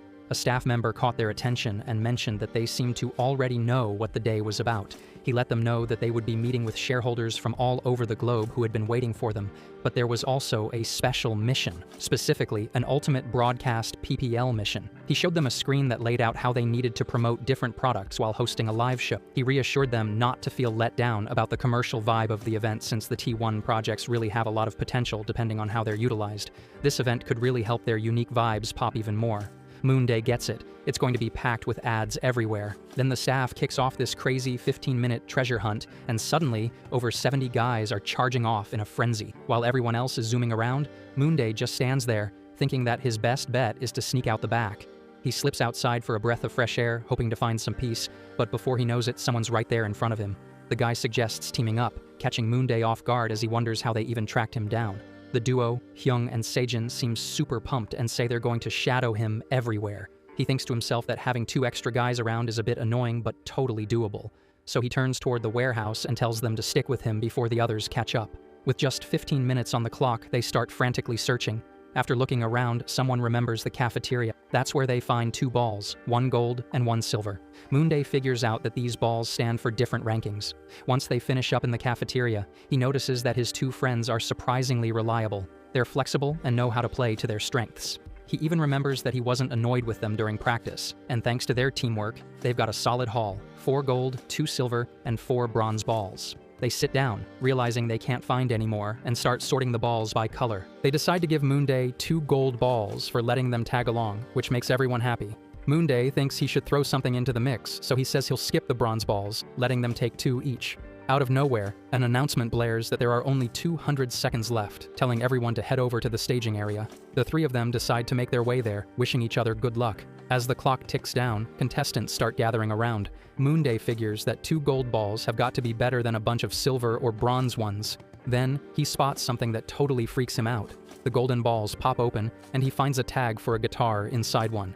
He quickly opens the second one and freaks out when he sees a flower crown. This is a total disaster. He can't even play the guitar, and with his B-rank looks, he definitely can't pull off a flower crown. The thought of how the audience will react makes him panic, so he yells for Sejin to trade. He catches a glimpse of Sejin, but there's a huge crowd around him, and there's no way he can push through in time. Feeling stuck with his lame prizes, he suddenly spots Sion all by himself, holding some frozen food. He shouts out, and when Sion looks over, he asks if he wants the guitar. Sion seems a bit confused, but says he can actually play it. Then Moonday asks if he likes flowers. Seon says he does, so Moonday suggests a trade, and just like that, they swap items as the hunt wraps up. The leader calls for everyone with a treasure ball to come together. Moonday can't help but smirk, thinking this has turned out to be a good partnership. But then he realizes he gave away 2 gold balls and only got a bronze one back. Not exactly a win in his books. With just 10 minutes to go until the live stream, everyone starts getting ready to put on their best show for the audience. Finally, it hits 8 p.m. Time for Moonday's group to shine. They're all doing great, especially Sion with his guitar and that flower crown. Then all eyes shift to someone doing a mukbang. Yup, it's Moonday, quietly diving into a whole plate of chicken feet live on stream. He announces he'll kick things off with just 1 single bite. The chat blows up with viewers confused, wondering if this is a punishment or just a weird choice, while some are just excited to interact with him. The viewer count skyrockets to 5,900 as people get hooked on his quirky eating style. Moonday notices he's already polished off half the plate. He thinks about revealing his secret weapon and finally shows off some kimchi mayo kimbap. He points to it, saying he'll munch on it along with the chicken feet, confidently predicting this will push him over the 10,000 viewer mark, a feat even pro streamers have a hard time hitting. He decides to thank the audience for tuning in first, and just like that, the time runs out. Moonday quickly says goodbye to everyone on screen.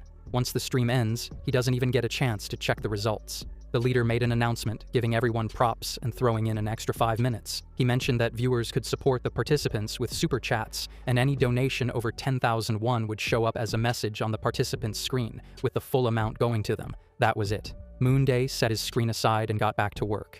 Donations started flooding in through the special chat. People were impressed with his conversational skills and began donating, leading to a wave of questions popping up on the screen. The extra 5 minutes really light up the room. Moonday is staring at the screen, totally confused.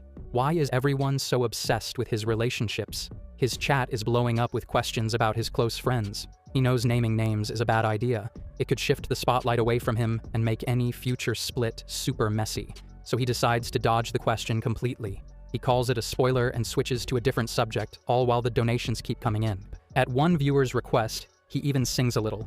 But as he reaches the middle of the song, the timer is almost up. He stops abruptly, announces it's time to say goodbye, thanks everyone for tuning in, and tries to answer more questions, but suddenly, the stream cuts off. The audience buzzes, bummed that they can't chat more. The comments explode with their excitement. Moonday looks through them, surprised. They're talking about him like he's a real celebrity. Honestly, he can't even answer those personal questions because he doesn't know much about the real Moonday, and that cluelessness hits right home when it comes to his singing skills. Feeling lazy, he just lays down. He totally stretched out the time and sang on purpose. He knows he did a good job of softening his image by being friendly. Now people are calling him the 29-year-old Moon Puppy, a nickname he can't believe. Ever since his parents passed away, he couldn't be a picky eater anymore. He often had no way to save leftovers, so he just stuffed his face with whatever. People say he eats well, so he figures that can win over fans. No need to stress over it. Honestly, this whole thing feels kind of overwhelming. He's grateful for the audience supporting him. Thanks to them, he feels a little closer to not having a heart attack. Episode 2 dropped earlier and was edited pretty well. The producers really went all out to show this guy's ranking evolution. They made it look like he was a contender worthy of a platinum grade by including footage of him practicing all week without sleeping. The show paints Moonday as a naturally gifted, everyday person who does things in his own style. But he's got one concern. It looks like the producer wants to keep pushing this specific image of Park Moonday. Despite the fact that he's gained a chicken feet puppy persona during the PR live, he knows he can't let his guard down. As he gulps down a cold drink, he thinks to himself that editing isn't everything. Moonday's train of thought gets interrupted when Seijin asks if he's free next week. Seijin wants to catch the third episode with the whole crew. Moonday just looks at him, questioning if this is really a good idea. Then he freaks out when he checks his phone and sees that everyone else has already said yes. There's no way he can be the only one to bail. He can't stand the thought of what the audience would say about it. So he reluctantly agrees. Fast forward a week, and he's standing outside a gate with Sion. Moonday's curious if this is Sion's studio.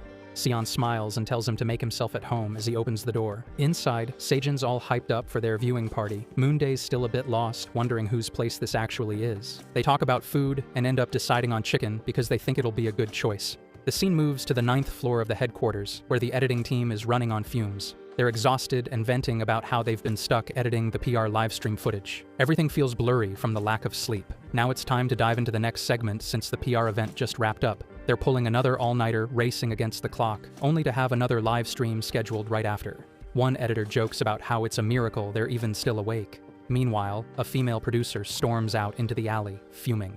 She grinds her teeth in frustration, unhappy with the final cut. She can't believe all the best storylines got cut out. This version feels totally off compared to episodes 1 and 2, thanks to the lead editor ignoring her suggestions.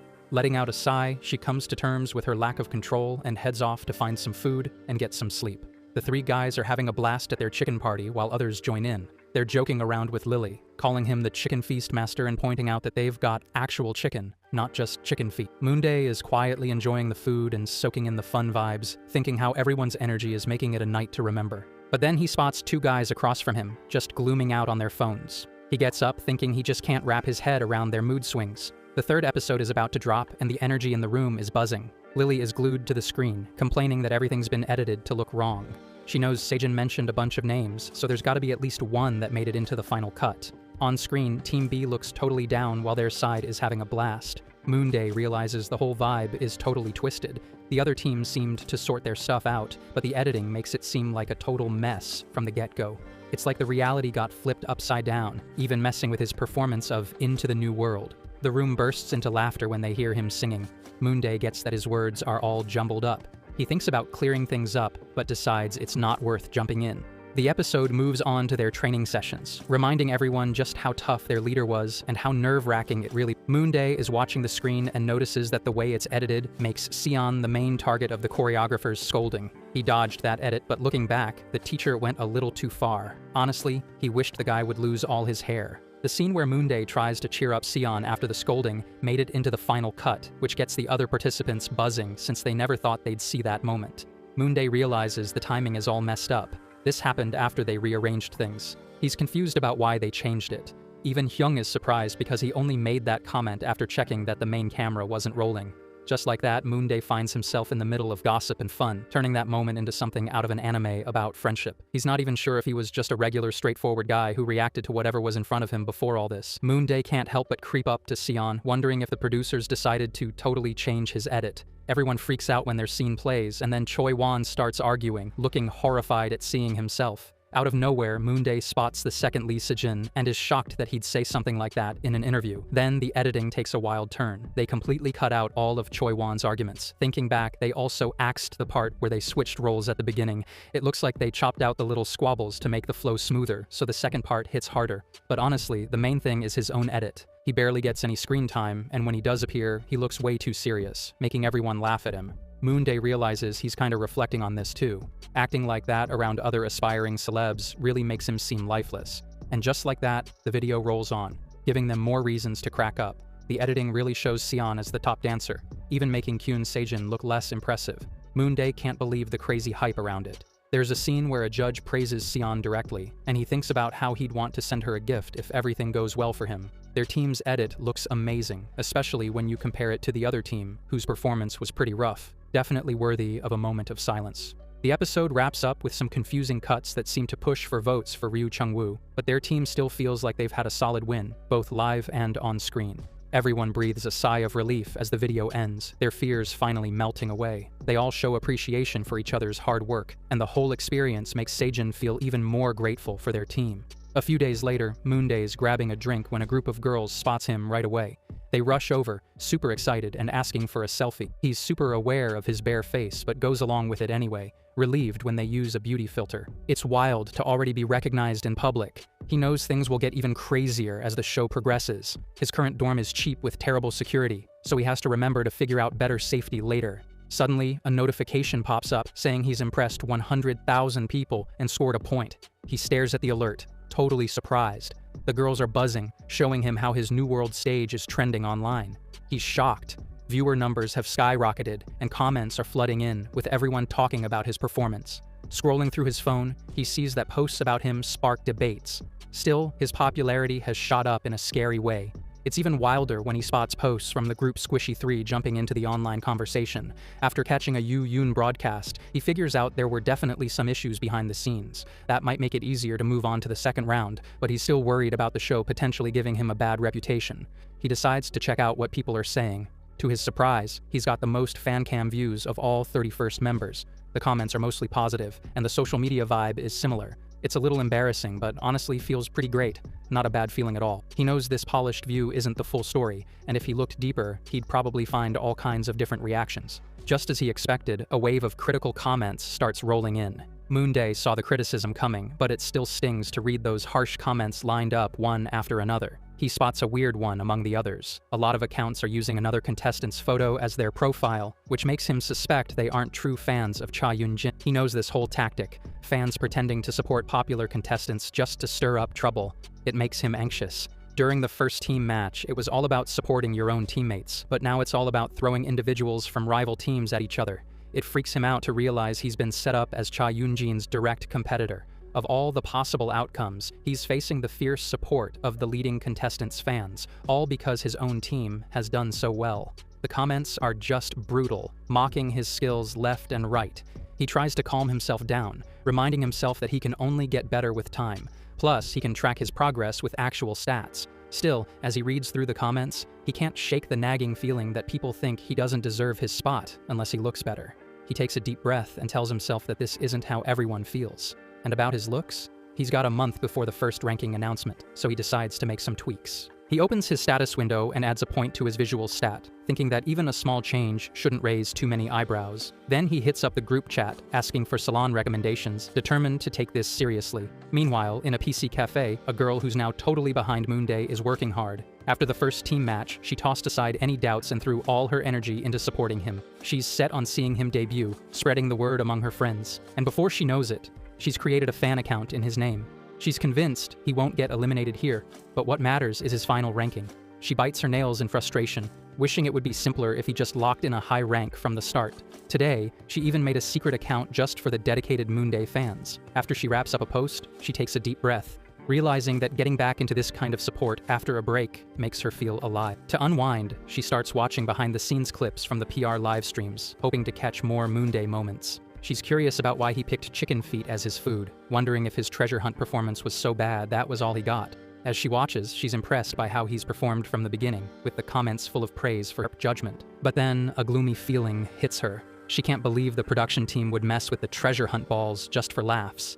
Her trust in the broadcasters is totally gone. The audience is just as confused while watching him trade items with Sion at the last second. The edit shows him being sweet to Sion when he got sick, which makes him come off as really likable. While she's happy he's getting recognition, part of her wishes it hadn't happened this way. She knows when a trainee starts to get attention, fans dig into every picture from their past, and ideally, it's better for them to build a fan base based on their raw talent. Luckily, Moonday doesn't seem to have any sketchy past, making her wonder if he's just been a quiet, reserved guy, an image that totally fits him.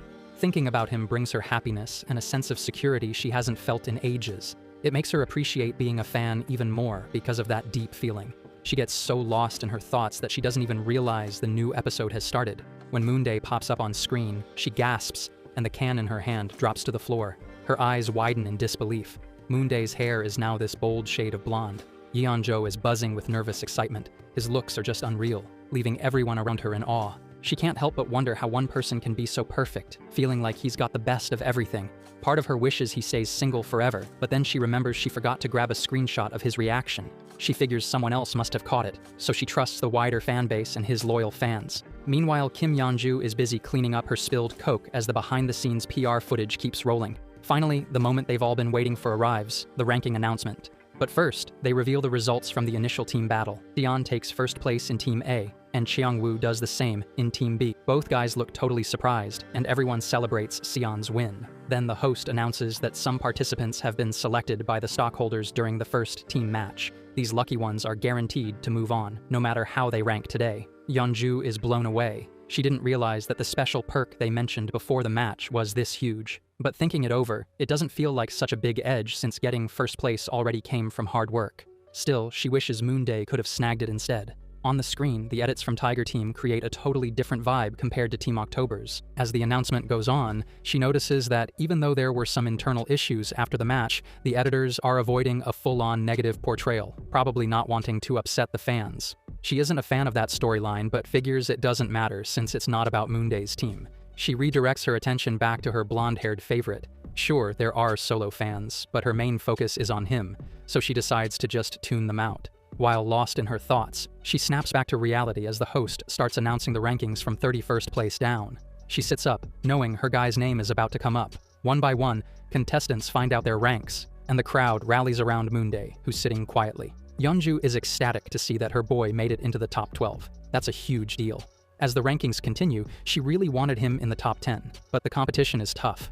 Contestants like Cha Yoojin and Kim Rabin are holding strong positions, along with impressive dancers like Min Jung-hoon and former popular guys like Ryu Chung-woo and Lee Se-jin. She tries to be happy for him, reaching the top 8 this time. Her heart races as the host announces the 8th place, Lee Se-jin A. She's stunned, thinking he would be in the top 5 for sure. Clutching her teddy bear tightly, her heartbeat is pounding as she desperately waits to find out where her boy lands. For Yeonju, finishing in 8th place would be an awesome achievement. Her heart races as they skip over 7th and 6th, and when he finally lands in 5th, she can't help but freak out. She's so pumped that he's in the top ranks and slams her hands on the table in pure excitement. All that effort she put into promoting Moonday rushes back to her. In the group chat, everyone is buzzing about his success. Fans are encouraged to buy stocks under Moonday's name during the free trading hours from 9 a.m. to 3 p.m. to boost his visibility. She's almost in tears, thinking about all the votes and stock buys she rallied for him. Then, reality hits her, and she starts typing away on her computer, but pauses. She figures that going overboard on social media might just stir up drama. It's clear that too much hype could backfire, so she decides to keep her cool as a fan of someone who's doing great. Finally, Moonday takes the stage for his speech. He's genuinely happy, calls his ranking generous, and promises to keep improving for the supporters who invested in him. His friends are all smiles for him. Yeonju tears up, thinking he's such a nice guy, a high-ranking, kind person with clean edit. Honestly, she's relieved he's doing well, despite her past frustrations with how the staff sometimes portrayed him. The other ranks don't even matter to her right now. Still, she can't help but hope Yoojin doesn't do well. His fans have really gotten on her nerves. Sion grabs 3rd place and is crying happy tears, while Park Moonday helps him wipe them away. Jin wins first, with Changwoo in 2nd. Yeonju's got a real beef with Yoojin because of his fans, plus he gives off a pretty negative vibe. It would have been better if the other guy had won, but whatever. Deep breath, she tells herself to just let it go. Once the rankings are announced, she's really hoping they'll finally drop the full version of Park Moonday's fan cam. She swears she's going to get a solid video of him heading to the show. She knows they'll pick teams for the second match soon. With 49 contestants left after the first round, and since Big Se-jin and Sion are tight with Moonday, she's curious who will end up on his team. She smiles, thinking her boy did great, and just hopes he can perform freely, no matter who his teammates are. Meanwhile, Moonday is freaking out up on stage. Participant Kim Rabin picks him as his first teammate, leaving Moonday confused and unsure why, and then goes for another buddy, a smart pick that Moonday totally respects and would have chosen himself. And just like that, the second team match kicks off. Of the 49 participants, they randomly picked 7 to compete in quizzes, and Kim Rabin is one of them. He's 18 and comes from the same entertainment company as the top contestant. Rabin initially placed 4th in the first rankings, but managed to snag 2nd place in the end. He's got this tough guy vibe with his sharp features and blunt attitude, but surprisingly, he's super polite. Moonday can't figure out why this guy he barely knows chose him. Sure, Rabin's a rapper, and maybe he doesn't see a vocalist like Moonday as competition, but it still doesn't make sense. Moonday thinks maybe Rabin picked him for his usefulness, admitting he'd do the same in Rabin's shoes. But Rabin's last team had someone who became the main vocalist, yet this time, he left him out. Wouldn't it be safer to stick with familiar faces? Then Moonday remembers the first team's morale tanked after their ranking reward was announced. There were even whispers of off-camera clashes, with members nearly fighting. So now, Rabin's cut ties with his old crew and gone for Moonday, the one who delivered the best results. Even with a logical reason behind it, being picked first still sends chills down Moonday's spine. For now though, he decides it's not something to dwell on. Taking a look at their new team, Moonday sees everyone is ranked in the top 15. The pressure's on. If they don't nail their performance, they're done for. The other team, led by Wangul, has all his old mates, making it clear Moonday doesn't belong there. Since Rabin picked him first, he didn't have a say, although he doubts he would have picked Rabin either. He wonders if Rabin isn't worried about the backlash that'll come when the episode airs. Everyone was shocked when Rabin chose Lee Sejin A, and even Sejin seemed taken aback.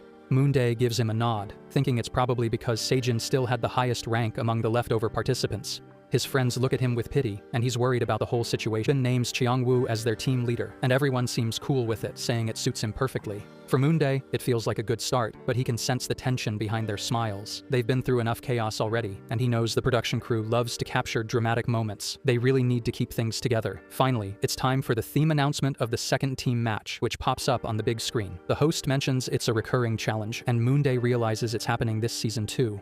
The theme is finding buried masterpieces. Basically, songs that didn't hit it big, but are still great. They're supposed to revive them, which makes sense because it costs less than getting a new song composed. Plus, they can benefit from these remakes. The host says it's time to pick items from the table, and the team leaders have to race to grab one. Thanks to Cheongwoo, their leader, Moonday thinks they won't need to worry too much about the race. The tricky part is matching the items to the artists. Sejin comes over and asks what he would pick, surprising Moonday since he didn't think Sejin would want to chat. Moonday admits he's not sure, and asks for Sejin's thoughts. Sejin suggests the limited edition film DVD because it's likely a tough find, but then Rabin approaches and says he was considering asking Cheongwoo to check the items closely before making a pick. He asks both of them what they think. Moonday is confused. Why is Rabin asking him? He tells Rabin he likes Sejin's idea, puzzled because he thinks Rabin could just relay this to their leader directly. Maybe there's more to Rabin than he expected. It's race time, and everyone's all in. Cheongwoo is leading the charge and reaches the favorite items first. He turns around, looks at his team, and grabs a ball that has an autograph from athlete Ryu Wanbum. Knowing he's a baseball fan, he quickly recognizes it and hurries back. Everyone's amazed. He tosses the ball like it's no big deal, but then someone catches it. Taeyang Sum, the vocalist of the idol group Lee Chanwoo. Moonday's intuition kicks in again. This is definitely not good. Taeyang Sum tells them the song he's giving them is Burning Like the Sun. The contestants gathered with their leaders to get their song, and there was definitely a vibe of envy in the air, especially toward the team that got a track from the well-known Caleb Young-haim. Moonday watched them, realizing that scoring a song from such a big name means way more screen time and avoids the awkwardness of taking an obscure idol's hit. Still, he knows that the real quality of the song is what matters the most. A singer's fame can fade, but a great song has lasting power. Looking at what his team got, Burning Like the Sun, he knows it's a huge deal. Even people who don't follow baseball recognize this 7-year-old cheer anthem that everyone loved. The original artist was pumped too, hoping they'd put together an awesome performance with it. Moonday feels a chill. They might need his system's help to really nail it. During a quick break, Moonday sits by himself and checks his status window. The system tells him 50,000 people now remember him and prompts him to pick a rare attribute. He realizes this pop-up has been showing for weeks, ever since the first broadcast, though he didn't plan to wait this long. His current stats show that his visual, vocal, and dance ratings all went up by 1 level because he put points into vocal and dance during the first team match. Now he has 1 point left. He's tempted to dump it all into his visual stat, but he hesitates, unsure about how the other stats work. A sudden change in his looks would raise eyebrows. People already noticed when he debuted with blonde hair at the ranking announcement, which he could explain away because he had a month to dye it, but it still sparked some suspicion. He wants to keep that cute puppy image, so his current look works for him.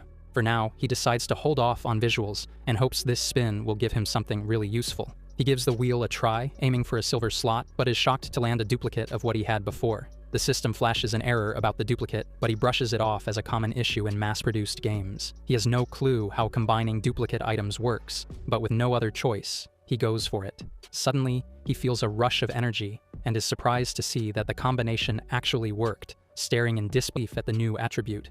Even if the name sounds cheesy, it boosts his stats by a whole level. Just when he's checking it out, Chongwoo walks over, saying it's time for the team meeting and asking if that's cool with him. Moondae tells him he's good with it. They all meet up in the practice room, and the leader suggests they kick things off by talking about what kind of performance they want to create. He thinks they should stick with the vibe of the song, so he proposes a cheerleading concept and asks for everyone's thoughts. Moondae glances at the top contender, Cha Yoojin, and checks his status window again. Seeing those 3 back-to-back A's is pretty intimidating. Yoojin is clearly the standout performer in their group, even outshining Youngrin, who's a real singer. Everyone seems on board with the leader's idea. Moondae takes a deep breath. With his own stats looking not so great, his charm is at a C+, the lowest it's ever been. He worries he's going to get overshadowed on stage by his teammates. He really needs to think about how to use his last point wisely. The leader asks the quieter members of the group to share their thoughts. He suddenly walks over to Seijin A, catching him off guard. Seijin A says he thinks cheerleading might come off as a bit cheesy. The others nod along, agreeing it makes sense, and they ask him what he would suggest instead. He admits he doesn't have any ideas, which is why he hasn't said anything. Then the leader turns to Reborn for his take. Reborn says he doesn't know the song well enough yet, and needs to listen first. After giving it a listen, the leader looks confused because the key is super high, and that gets everyone worried. Moondae leans back, thinking this isn't the time to bring up concerns, but he notices Reborn seems to have caught on to the issue. After listening, Reborn says he thinks the song is good, but honestly, it'll be tough for them to arrange, though he doesn't offer another idea. Moondae glances at him, realizing Reborn is still cautious after the drama from the first team match. Given the rough editing and the backlash he got despite his talented rearrangement, it's no surprise he's being more. The leader then turns to Moondae, asking for his thoughts. Caught off guard, Moondae realizes it's his turn now. He points out that before diving into the song rearrangement, they should decide on part distribution. Just because they haven't nailed down the song's concept doesn't mean they can't start working on what they do have, so he suggests they jump right into practicing the parts they've already figured out. A wave of confusion washed over the group. In Moondae's head, one question kept bouncing around. Is this a good song? Sure. It's a well-known cheer anthem that everyone knows, a classic at any idol's debut. But is it right for an idol competition? Definitely not. He told the members that it's tough to sing, so they need to quickly sort out the parts and start practicing. If he had a say in it, he would toss this song aside in a second. It doesn't have a cool concept, no fairies or vampires, yet someone tried to force one in. Splitting the song among a bunch of people is a hassle, loaded with impossible high notes. His not-so-subtle message was clear. Assign the parts first, arrange later, and practice like it's the end of the world. The leader thought it over and asked for everyone's opinions. Most were fine with it, so the leader nervously announced their theme would be cheerleading. Was everyone on board?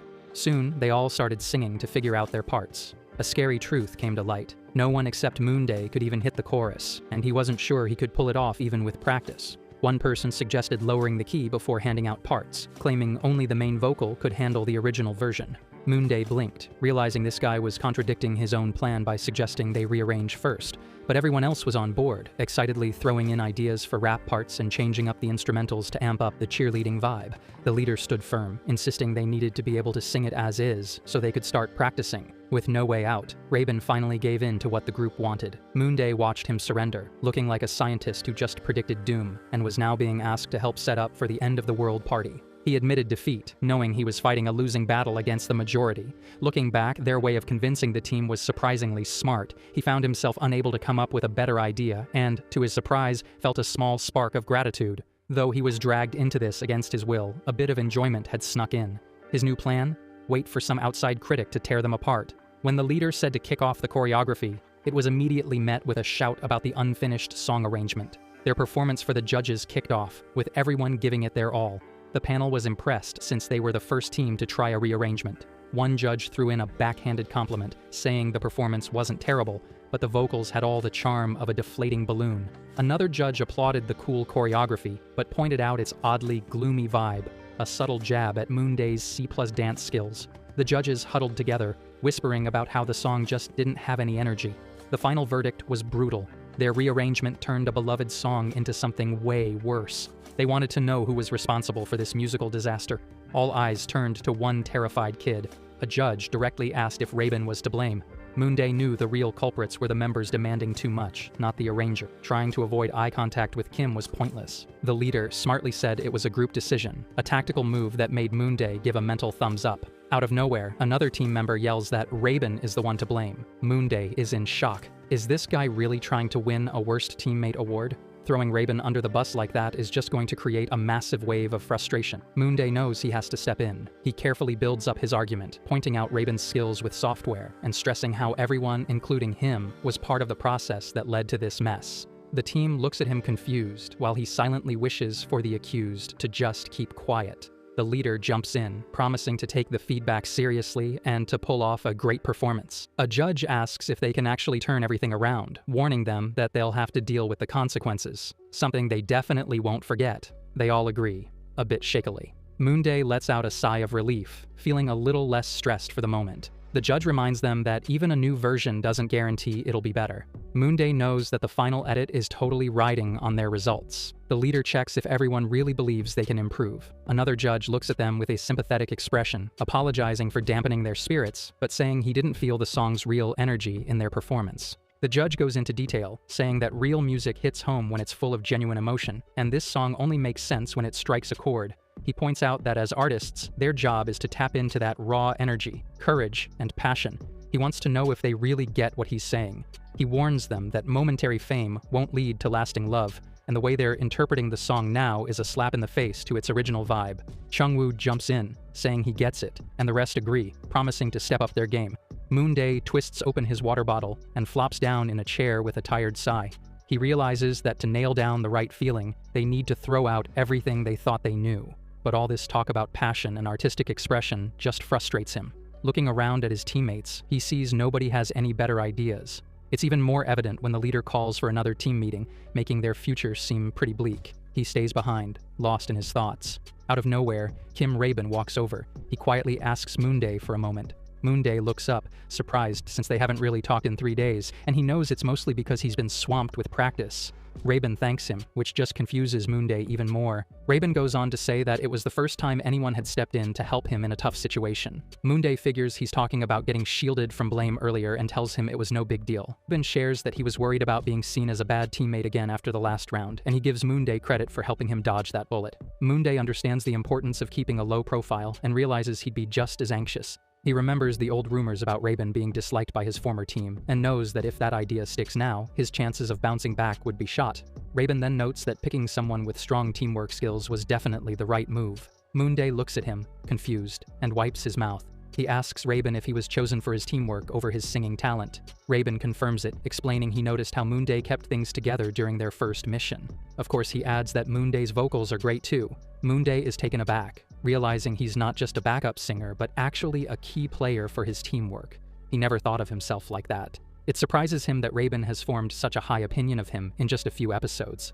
Reborn tells him to chill with the formalities. They sit together to talk about the song while the others practice aimlessly, and Moonday thinks they've got no solid ideas and can't figure out what to fix. Reborn suggests they think about the judge's original advice, though he admits he doesn't really get this whole energy of courage and passion thing.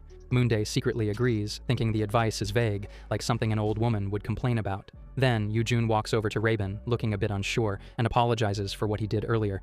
Moonday observes, wondering if it's okay to accept apologies while filming, but figures it's not his call. He's puzzled by how easily Reborn forgives him. Reborn asks Yoojun if he has any ideas for rearranging the song.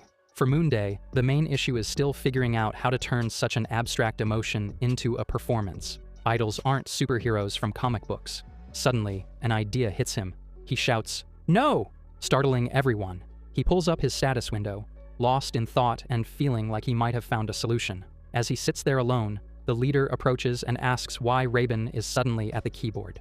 Moonday explains he suggested a song concept that Reborn liked. When the leader asks for details, Moonday reveals it's about henshin heroes. Everyone stares at him in total confusion, wanting to know more. Time passes quickly.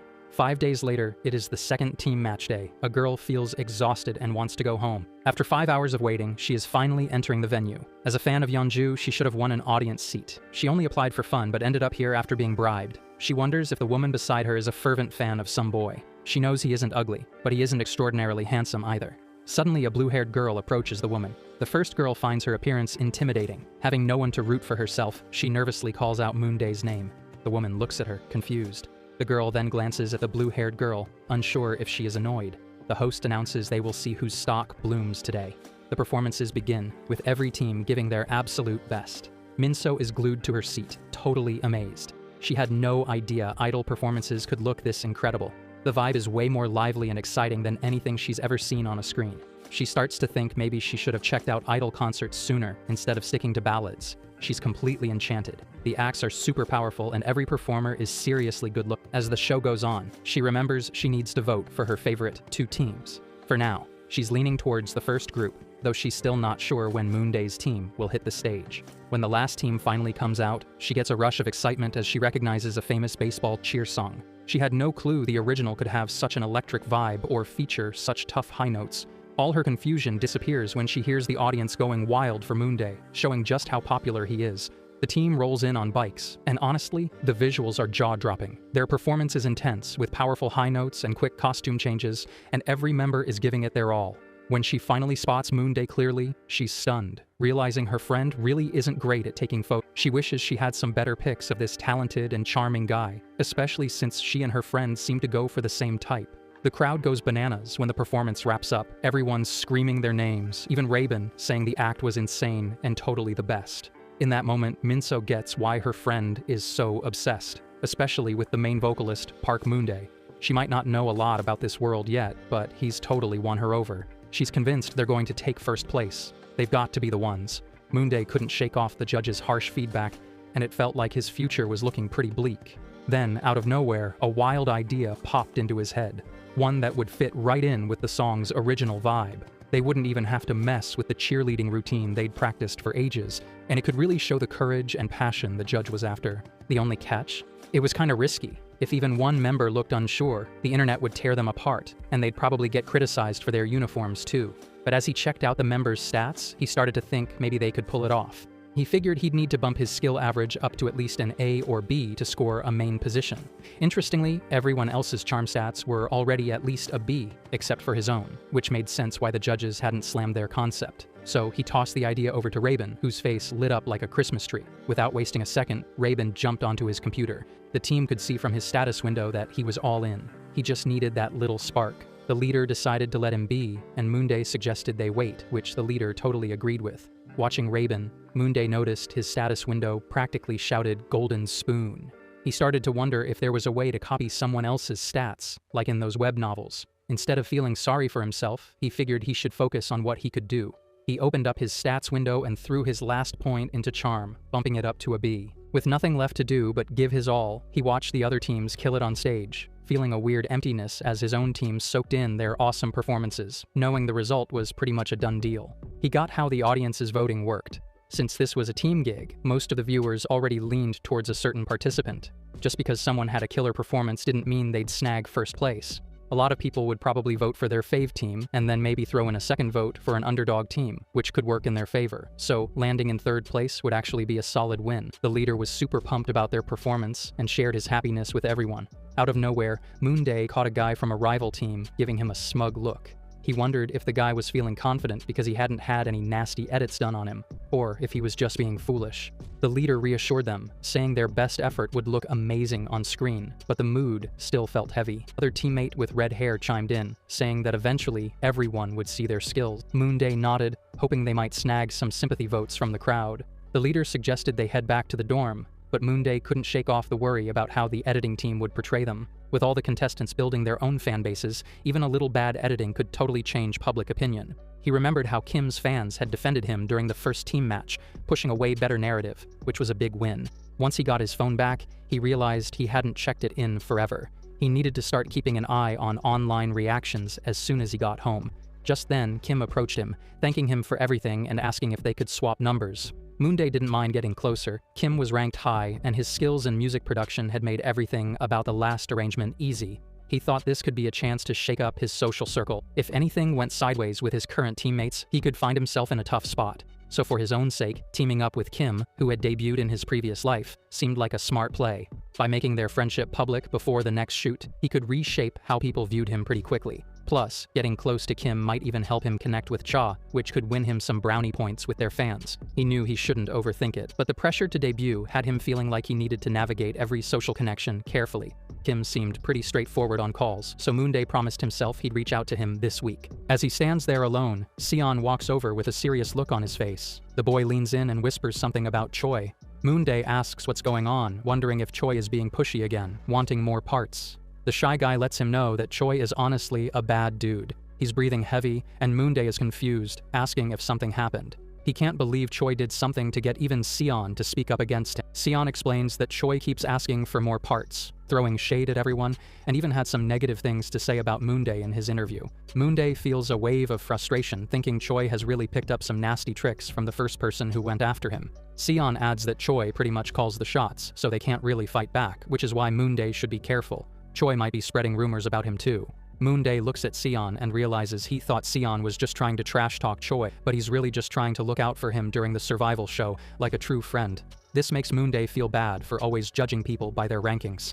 Then, out of nowhere, Sejin B hugs them from behind and asks what they're talking about. Sion fills him in on the situation. Sejin suggests they just avoid being on the same team as Choi next time, saying that usually it's the one who gets stressed about it who ends up losing. He pulls out his phone and shows them an ad featuring all three of them. Sejin is pumped to see their banner ads lined up next to each other, wondering if the companies coordinated this. He knows they probably fought hard for those prime spots. He thinks about all the time and money that went into it and figures that even if he makes his debut and bounces later, he should stick to his contract. A weird sense of obligation hits him, like he owes something for this indirect investment. Noticing Moonday looking confused, Sejin grins and suggests they go check out the ads in person. He argues that since fans have left messages on them, they owe it to themselves to visit. Moonday rolls his eyes, feeling this duty could wait, but Sejin's excitement wins him over. Moonday realizes Sejin is trying to set up another hangout. Still, he thinks it'll be safer to go as a trio than solo, and the idea isn't entirely bad. Fast forward 2 days, and Moonday finds himself at the subway, reading another long text from the shy guy in their group chat. He gets off at his stop, his mask snug for a quick low-key trip, but as he nears the banner, he stops dead. The other two are already there, swarmed by a crowd. He sighs inwardly. He got too comfortable. The show is a huge hit now. Those two idiots came without masks. People are all over them, singing their praises, and while he feels a warm glow, his main aim is to get this over with. He weaves through the crowd to Sion and asks for his phone to snap a quick pic for proof before they bolt. The crowd gets hyped as they realize a photo shoot is about to happen. Moonday snaps the first pic for the shy guy. Sejin chimes in from the back, asking for 2 shots of him. Once Sejin gets his turn, he seems puzzled, wondering if he's now the designated photographer while everyone else has fun. So, he pushes Moonday to get it moving and take some pics too. Moonday examines his banner, feeling a wave of emotions. The words are so striking. It's clear the staff put in a ton of effort. He feels like he needs to show gratitude, so he strikes a pose. The crowd goes wild, calling him cute. He panics as he sees the crowd getting bigger. He wants to give something back before they leave, but it's starting to block traffic. Taking advantage of all 3 of them being there, he points to the others. Together, they bow deeply, thanking their fans for the support and promising to work hard in the future before signaling their goodbye. Moonday can really feel how many people have his back, a feeling that's way deeper than he expected. Later, in the car, they share the pics in the group chat. Moonday looks at his own shot, seeing his completely blank face, and realizes Sejin isn't great at taking pictures. But the guy in the backseat loves it, claiming the shakiness makes it feel more real. Since they were in a crowd, they decided on a taxi. Now they're checking out the photos Moonday took of them, and they're blown away by how good they look. Moonday thinks to himself that it's no surprise. He's been doing this for Sejin smirks, promising to take a better pic next time and actually apologizes for the bad one. Moonday is taken aback by the rare apology. Sejin, who usually isn't this sentimental, is having a lot of firsts today and comments that a realistic picture isn't so bad either. Sejin is surprised by the command, but laughs, pointing out that because of the delay, they can't hit up the restaurant Sion suggested. Moonday suddenly remembers they had lunch plans together. Sejin says he knows a good spot, and once he gets there okay, puts the address into the car's GPS. Moonday realizes he's voluntarily getting closer to them, and it's a bit nerve-wracking. Minso's mind is racing with one thing: buying shares in her favorite idol, but she's totally broke this month. Just then, her phone pings with a message from her friend Yenjo. It's a picture of the three guys chilling at a restaurant, and Minso is super excited. They even visited the banner together. She quickly jumps online to find fan pics of all three, and her heart is full seeing how cute Moondae looks. She spots something in the banner photo and asks her friend if she took it. Yenjo laughs and says she was struggling earlier, but is now back to life, insisting they've got to make sure he debuts. Thrilled, Minso feels like she has to do something to help him out. She wants Moondae to blow up in popularity, which means she's set on buying his shares. She hops onto the Idol Inky's live stream to see if the second team match kicked off today. The host greets everyone and brings up their promise, saying the prediction crew will follow the audience's wishes for the show. They're now taking votes on how many members will make it, evolution songs, and more. Then he mentions they're fulfilling another promise. The host asks if there are any participants the viewers aren't vibing with or don't want to see debuting, even asking if anyone feels that way about themselves. Everyone looks confused and the chat goes wild. He tells them they can now sell their stocks without any worries, introducing a new stock liquidation system. Viewers can get rid of stocks for participants they're not into, which is called stock liquidation. Minso is freaking out. Then the host explains that instead of just buying stocks for their faves, they can now sell stocks to drag others down. The comments explode, with people thinking this is going to be a total disaster. Fan pages go crazy, warning others not to sell their fave stocks while attacking participants they don't like by selling theirs. Meanwhile, Moondae is stretching out, feeling good about his 2-star rating. He knew it would go down like this. His character always seems to get a mix of strong love and hate. As he stretches and checks online, he sees a flood of analysis posts with fans arguing. It's not just fans clashing, but also trolls diving in to stir the pot. He feels a bit bad for those getting caught up in it all. He's aware of how bad this liquidation situation can get. Even a civil service exam candidate like him knows it's a nightmare. Anyway, with his current popularity, he doesn't think he'll get kicked off, so it's not bothering him too much. He stretches more, hoping his supporters aren't too stressed by all the craziness. His main plan was to check out reactions to episode 6, not to get sucked into the chaos of liquidation overshadowing everything else. He figures he won't get much screen time this week since his team's performance is coming up next, which is leaving mostly negative comments about his connection with Reborn. As he checks out the comments, he spots a user named Painful Love, who definitely isn't a real fan. And more importantly, he realizes that his teammates' fans aren't really fond of him right now. He's curious about how everyone's perceptions might change once the next episode airs.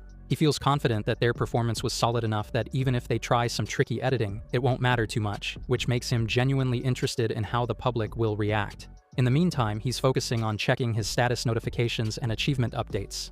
Over in the group chat, his teammates are brainstorming an online post. Reborn mentions that he and another teammate are planning to check out the fan-funded ads at Gangnam Station tomorrow and invites Moondae to come along. Moondae thinks about it and realizes there's an ad for him there too, but then he decides that showing up might just make things more complicated, so he figures it's better to spend that time building up his stamina instead. He politely declines, saying he has other things on his plate. He can't help but think that the creative stickers Reborn sends really show off his artsy side.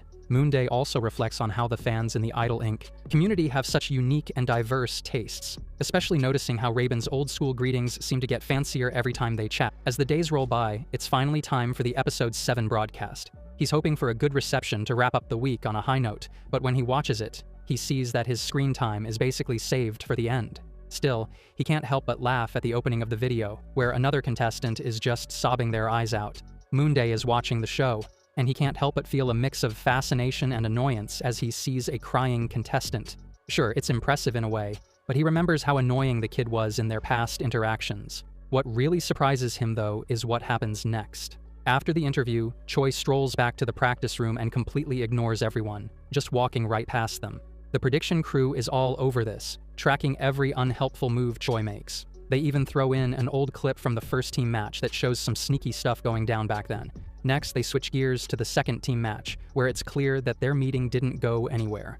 Just like that, Choi's public profile takes a major hit. The comment section is filled with people cracking up at his weird behavior, and everyone is questioning how genuine he really is. Moondae's anxieties because he worries that if people start linking him to Choi, it could end badly for him too.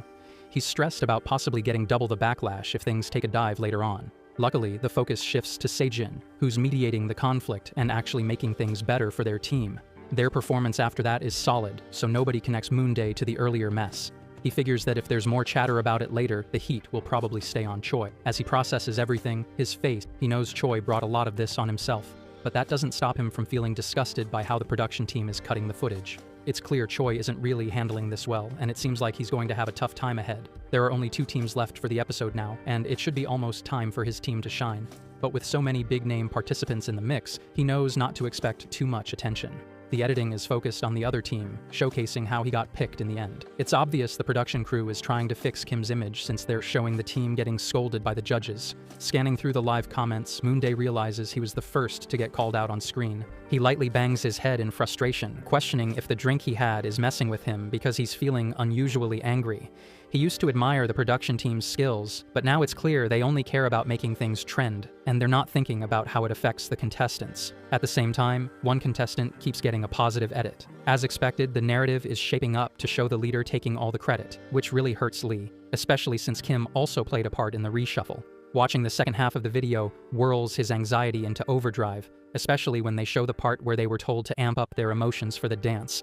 He's horrified that this moment made the cut, feeling like everyone is being shown in such an unfair light. After putting in so much effort for the team, it really sucks to see everything twisted after that midpoint evaluation. A curly-haired boy said it was best to lower the key before assigning parts. Another guy suggested adding some rap parts. A guy said they should rearrange the song accordingly. Raven gave in to his teammates. Park Moondae observed everything closely. He stared at them. The basic idea for the rearrangement was something they came up with as a team. 2 people listened as Chungwoo said that was right. He said they would thoroughly discuss everyone's feedback and find solutions. Raven was touched by this. A staff member asked Raven why he covered for the participant. The staff member was confused when Park Moondae said he was only telling the truth. After the mid-evaluation break, Kim Yoo-jun came and called Raven. He nervously apologized to him. They were shocked by his belated sincerity. Raven said it was all right. Yoo-jun sat down as Raven said he had many worries at first. He added that he now knew there was no need for them. Raven said he did well in recruiting his teammates. Then he smiled. Someone questioned how their reinterpretation of burning like the sun would turn out. Park Moondae watched everything. He had many thoughts about this episode's performance editing. Then he realized the episode was satisfactory. Chungwoo said he saw Moondae and Raven together. While leaving, he added that when he came back, Raven was already at the keyboard.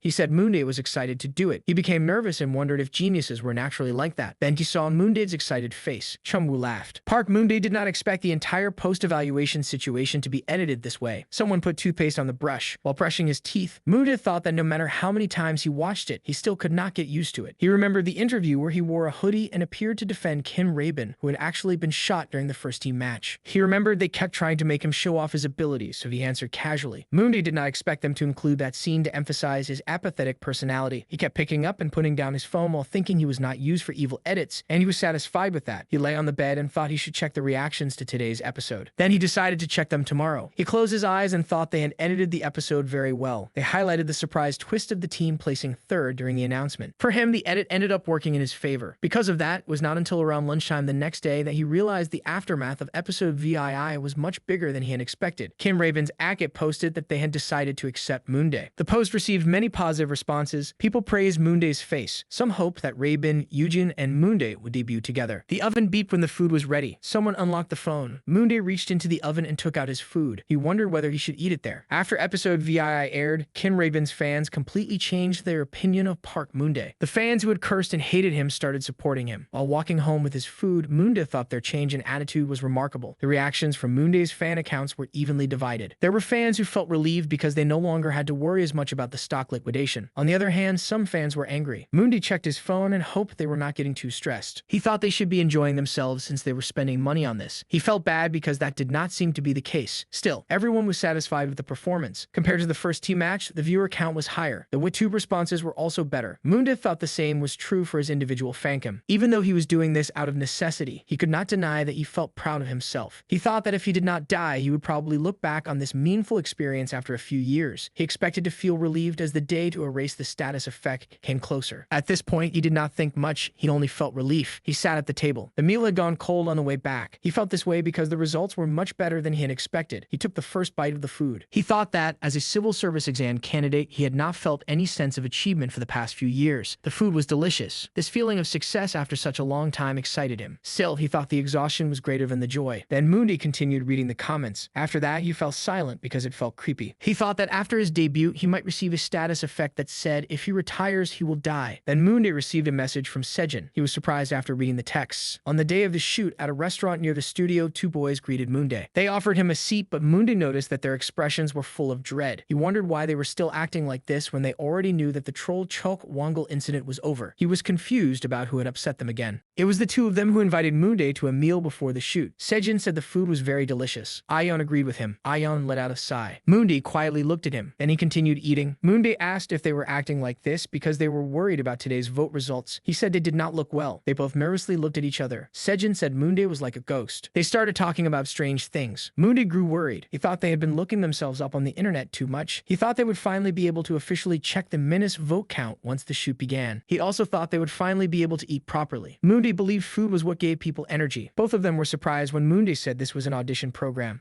He explained that many people would give them minus votes because they preferred other trainees, not because they hated them. Moonday said getting many minus votes could also mean they looked promising. He told them not to worry too much. Even so, he knew it was difficult to ignore. Sejin smiled and agreed. Sejin said he really needed good results this time. He added that he had been a trainee for far too long and had already gone through many things. Moonday grew confused when Sejin told him to eat well and gain some energy. Ayeon was also confused when Moonday told him to eat so he could get through this. They both started eating quickly. Moonday thought today's shoot would definitely be intense. Later at T1 Studio, no one looked relaxed. Moonday thought it was understandable since the show had introduced minus votes. Someone asked Moonday why he had not come with them. It was Yujin. He looked completely fine. His confidence came naturally because of his bright personality. Yujin said their performance photo was displayed on a huge screen and they had taken a picture with Reborn. Reborn shouted from behind and told Yujin not to bother Moonday. He then pulled Yujin away. Yujin said they had to come together next time. Then the host began the second ranking announcement. He wondered how many people had bought and sold everyone's stocks. Before that, he announced the winner of the second team match. The winner was Team Gigantic. The boys were about to celebrate, but the host said the benefit would be given only to the winning team. The benefit was exemption from stock liquidation. For the first place team, their minus amount would not be counted. Only their stock option count would be used for the rankings. Everyone became nervous. The host said this was great news for those in danger because of heavy stock liquidation. Moonday wondered if everyone would be alright with this. A guy beside him said it was too much. Moonday looked down as the second ranking announcement was about to begin. 30 participants remained in the competition. Wongle cried when his name was announced in 20th place. Moonday clapped as the host announced that Wongle's minus amount had not been counted. Heesung stayed focused when it was his turn. He happily posed for the camera. Heesung was shocked when the anchor announced that Wongle ranked higher than him. Wongle cried and said he was reflecting on his immature actions. He promised to show a better side of himself in the future. Moonday clapped and thought it was not something he needed to worry about. He remembered that Wongle had walked away instead of responding. Moonday thought he should apologize to Heesung. Sejin, who had been in 8th place, moved up to 5th place. Reborn was shocked when he heard he had placed 6th. Moonday thought that even though Reborn's rank had dropped, staying in the single-digit rankings meant his recovery was a success. Team Gigantic won the day. All of its members finished with high rankings. The anchor then announced Moonday in 4th place. He had climbed 1 rank from before, strengthening his position as a blue-chip stock. Moonday was confused and Chungwoo stood up. Yujin looked surprised and Chungwoo congratulated Moonday. They hugged him and Moonday was caught off guard. Moonday then gave his speech. He said he would remember that his rank was more generous than his abilities deserved. After sitting down, Moonday thought he would be eliminated when the anchor did not call his name for 5th place. It was then time to announce the 3 candidates for 1st place. The nominees were Chungwoo, Ayeon, and Yujin. Moonday knew the top ranks belonged to those 3. The anchor then announced the 3rd place winner. It was Yujin. Boys were shocked after hearing the results because he had been in 1st place. Moonday had expected this to some extent. His ranking dropped 2 places from 1st because of the minus votes.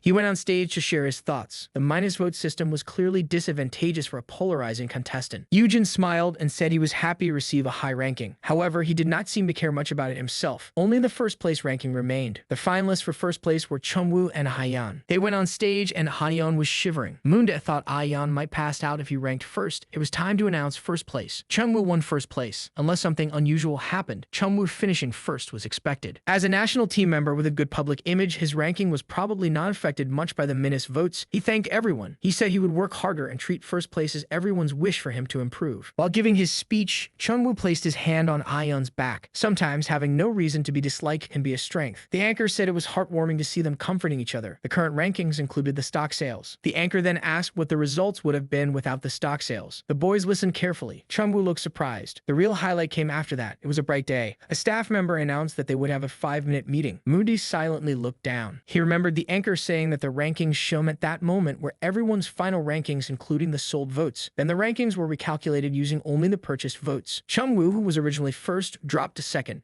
Contestant Yujin rose to 1st. These were the rankings if the stock sales system did not exist. exist. The boys grew nervous after seeing the results. The anchor said that the presence or absence of sold votes had a huge impact on the rankings. Moonday became confused after hearing that Wongle would have been eliminated without the first-place team privilege. Moonday ranked third in total votes. He was confused by the result. Ayeon was originally fourth. Because the vote difference at the top was small, the sold votes ultimately decided the rankings. If Ayeon had not received the privilege, his rank would have stayed the same because his score was several times higher than Moonday's. Moonday found it surprisingly unpleasant. The numbers confirmed that tens of thousands of people wanted him to fall. Seeing those people represented in numbers made the feeling real. Gaz's red ropes wrapped around his feet. Moonday thought the damage was greater than expected. Back in the present, Ayeon offered him some chocolate. Moonday decided to ignore the nonsense. He felt thankful for the 890,000 votes that had prevented his sudden death. The host told everyone to look at the screen. He introduced an idol talent show. He told them to enjoy the event with the peers they had grown close to while competing for the many prizes. The word prizes caught everyone's attention. The screen displayed the prizes and everyone was surprised. There were no rankings and participation was completely voluntary. Anyone who stepped forward could win a prize just by making a selection. Moonday thought they would act cool, perform some slapstick comedy, promote T1's sponsored products, and then take the prizes home. The hairdryer caught Moonday's attention. The program was running smoothly. It even had sponsorship from a major appliance company. Then it was time for a random dance. Sejin was ready to participate. He asked Ayeon if he was going to join, but Ayeon refused. Sejin threw his jacket to them. Then the countdown began. After that, the K-pop random dance began. The simple rule was that the last person still dancing would win. All the contestants who claimed they knew at least some K-pop dances gathered to participate. Sejin perfectly performed every K-pop choreography, regardless of the genre or era. He even matched the poses to the lyrics with ease. On the other hand, Heesung was exhausted. He was shocked that Sejin knew every song. In the end, Sejin was the last finalist standing. He wondered if practicing during the PR live had improved his skills for this moment. He reached into the prize box and pulled out stir-fried boneless chicken feet. He looked a little confused after seeing the prize. Then he announced that he would give it to Moonday. Sejin said this was what friends were for. Moonday reached out and accepted it because the camera was filming. Then, the karaoke challenge began. The rule was simple. The person who sang the entire first verse would win. Minji stood up to participate. Moonday was about to stand up when Sejin asked if he was confident. Moonday was not very confident, but he thought that doing nothing after rising in the rankings might make him seem arrogant. The screen displayed the prizes. Moonday noticed that the hairdryer had not been claimed yet. Then the participants gathered. When the game started, the boys were confused by the first song. Nobody could recognize the lyrics. One contestant complained that the production crew was terrible. Someone reached for the microphone thinking it was his mother's favorite song. It was Moonday who grabbed the microphone. Sejin was completely shocked. The boys wondered if he really knew the song. Then Moonday started singing. While holding the camera, Rigun Woo thought the answer would finally come out. He felt that, at this rate, he would memorize the song because he had heard it so many times. Moonday sang the song beautifully. Yujin was surprised. While singing, Moonday thought about major regional events. He remembered times when idols and trot singers performed on the same stage. Sometimes he even met them twice in one day. Later, the original singer even recognized him. He finished the song. He won the game. Moonday felt a little embarrassed. He picked a prize slip. He saw a white object. He was surprised when he recognized it. It was a kimchi refrigerator. The boys cheered for him. The refrigerator was exactly what Moonday had wanted. He started thinking about taxes and public charges. Moonday decided to sell the refrigerator second-hand after receiving it. He planned to use the money to pay the taxes and add the rest to his bank account. Sejin rested his head on Moonday's shoulder. They talked for a while. The brief talent show came to an end. A girl named Youngrin appeared. She announced the third team evolution of Reincorporated Idol Corporation. She asked if everyone had enjoyed showing off their talents. Everyone nodded. She told them to praise themselves for making it this far. Moonday noticed one boy blushing. Youngrin explained that the third team evolution would use a unique method. It was based on a big data algorithm. The algorithm analyzed shareholders' purchase patterns for the contestants' shares. It identified the team combinations preferred by most shareholders. The teams would be formed using that algorithm. The boys were confused after hearing the explanation. Youngrin told the contestants to come forward and take a box. Moonday kept thinking about the system. After a while, he picked up his box. He thought Sejin and Hayeon would definitely be on his team. He opened the box. He remembered Youngrin saying they should go to the room matching the badge inside the box. He got the rabbit badge. He looked confused at first. Then he spotted the rabbit sign. He entered the room. Reborn was already there. Reborn was happy to see Moonday.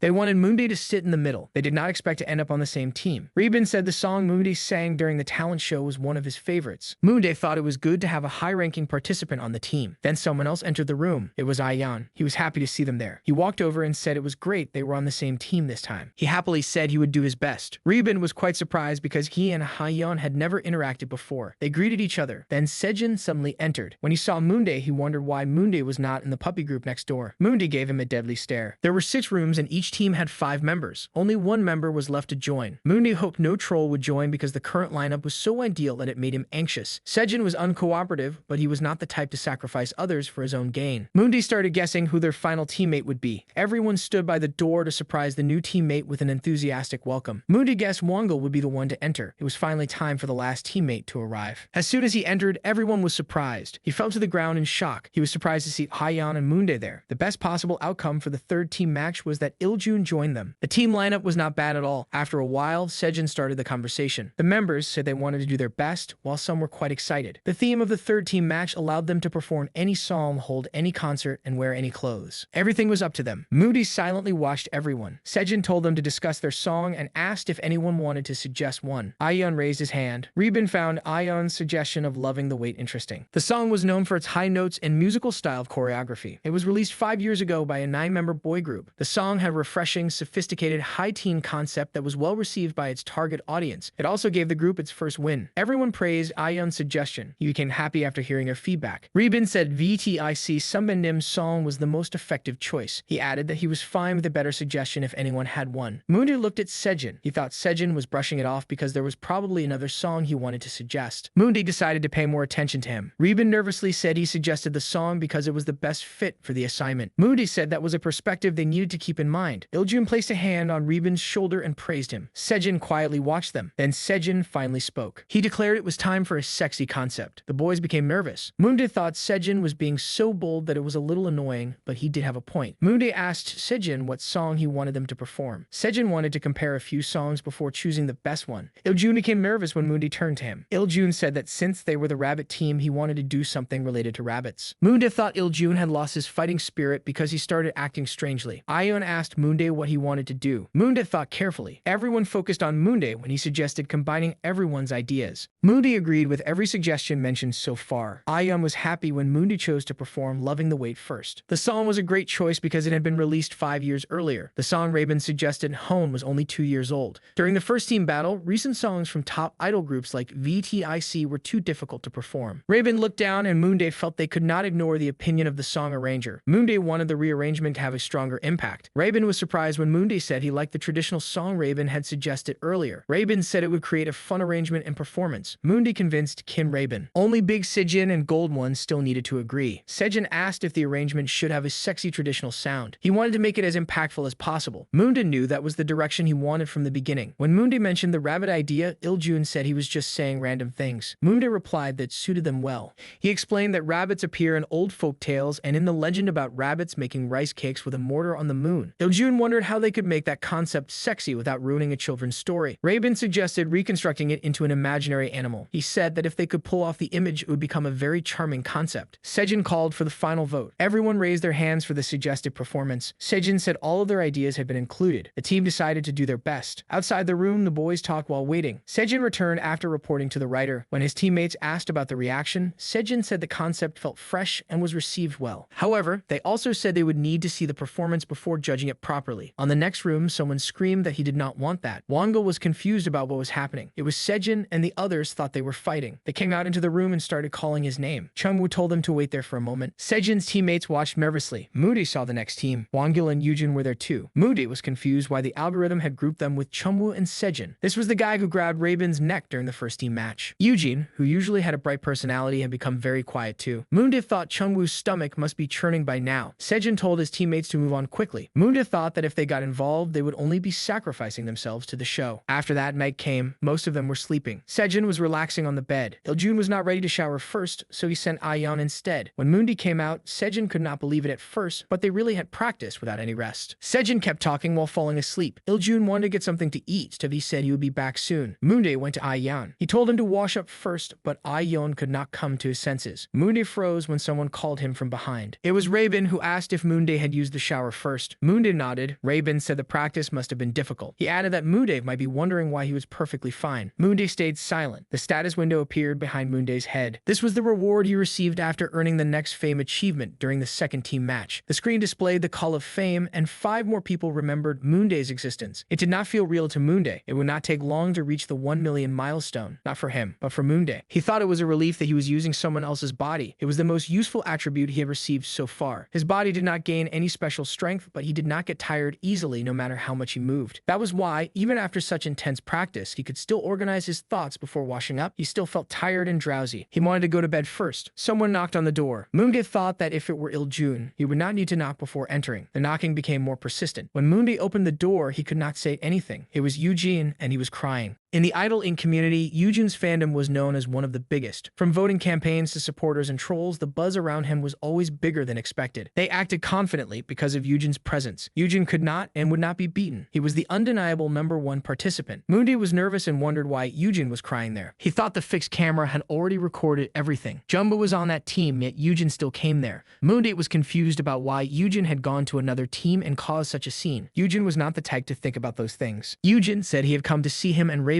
Eugene entered the room, and Moonday told him Reborn was still in the shower. Eugene sat on a chair, and Moonday asked him to wait for a moment. Moonday looked around for something to give him. Eugene looked up when Moonday offered him some chocolate. Eugene accepted it and thanked him. He kept crying while eating the chocolate. Moonday thought there was nothing worse than asking about the situation and getting caught in another team's problems. The cameras had recorded everything. Moonday had no idea how the situation would unfold. He could only try to resolve it without crossing the line. He asked Eugene if something was bothering him. Eugene suddenly stopped. Then he started crying even harder. Eugene said everyone was fighting, and it scared him whenever he talked to them. Eugene looked completely defeated. His team had gone completely out of control in just one day. If this aired, Moonday could already imagine everyone mocking them because of their room name. Moonday decided not to say anything. Eugene stayed silent. Moonday asked if he wanted another chocolate bar. Eugene quietly nodded. Moonday told him to eat as much as he wanted and even take some back. Moonday thought he would send Eugene back once he calmed down. Moonday kept thinking while Eugene continued eating chocolates. After some time, Eugene thanked him. Eugene nodded when Moonday asked if he was fine without seeing Kin Reborn. Eugene said he was fine. Moonday thought Eugene was having a sugar high. Moonday wondered if Eugene would start crying again after the sugar wore off. Since they were already halfway through the program, Moonday needed to avoid getting involved in any trouble. Moonday decided to do his best not to stand out anymore. Fortunately, Moonday ended up with good teammates. Moonday asked Reborn if he had even taken a shower because Reborn had fallen asleep in the bathroom. Time passed and a second ranking announcement aired. The second team received the first place benefit through the exclusive stock liquidation. The Minus vote was introduced for the first time and gave an unfair benefit without consulting the viewers. Only the first place team could avoid Minus votes. This decision angered many viewers. Instead of blaming the production team, people directed their anger toward the participants who received the benefit. As a result, opinions about the higher ranked participants also changed. The carefully created outrage became an excuse for many people to cross the moral line. Moonday checked the comments. By then, everyone already knew about the situation. The production team allowed the participants to use their own phones because they needed to research detailed content for the DIY mission. However, there was no way the participants would use them only for performance research. After reading the reactions, Moonday immediately felt relieved. It was not only because his rank had risen. The public opinion of him had also become positive. There was also a slight change among the fandoms. Many fans of Eugene and Reborn, who rarely interacted with other participants, joined together. They also included Chungwoo, making the combination very popular on social media. Even while brushing their teeth, the participants had to keep checking the cameras. The public reactions toward Moonday became even more positive. Moonday survived the controversy unscathed, but he could not feel proud of it. It left a slight bitter feeling in his heart. Although some participants like Wongle had bad personalities, many others were simply young and hardworking. The benefit Moonday received came from the downfall of others. Ayeon was one of the participants receiving the most criticism online. If his resilience attribute became deactivated, all of his stats would drop by 2 levels. Moonday went to check on him. He called Ayeon and felt confused. Ayeon looked completely fine at that moment. Moonday was a bit surprised. He thought Ayeon would be hiding in a corner crying. Instead, Ayeon looked calm. Ayeon asked why. Moonday saw no reason to upset someone who seemed fine.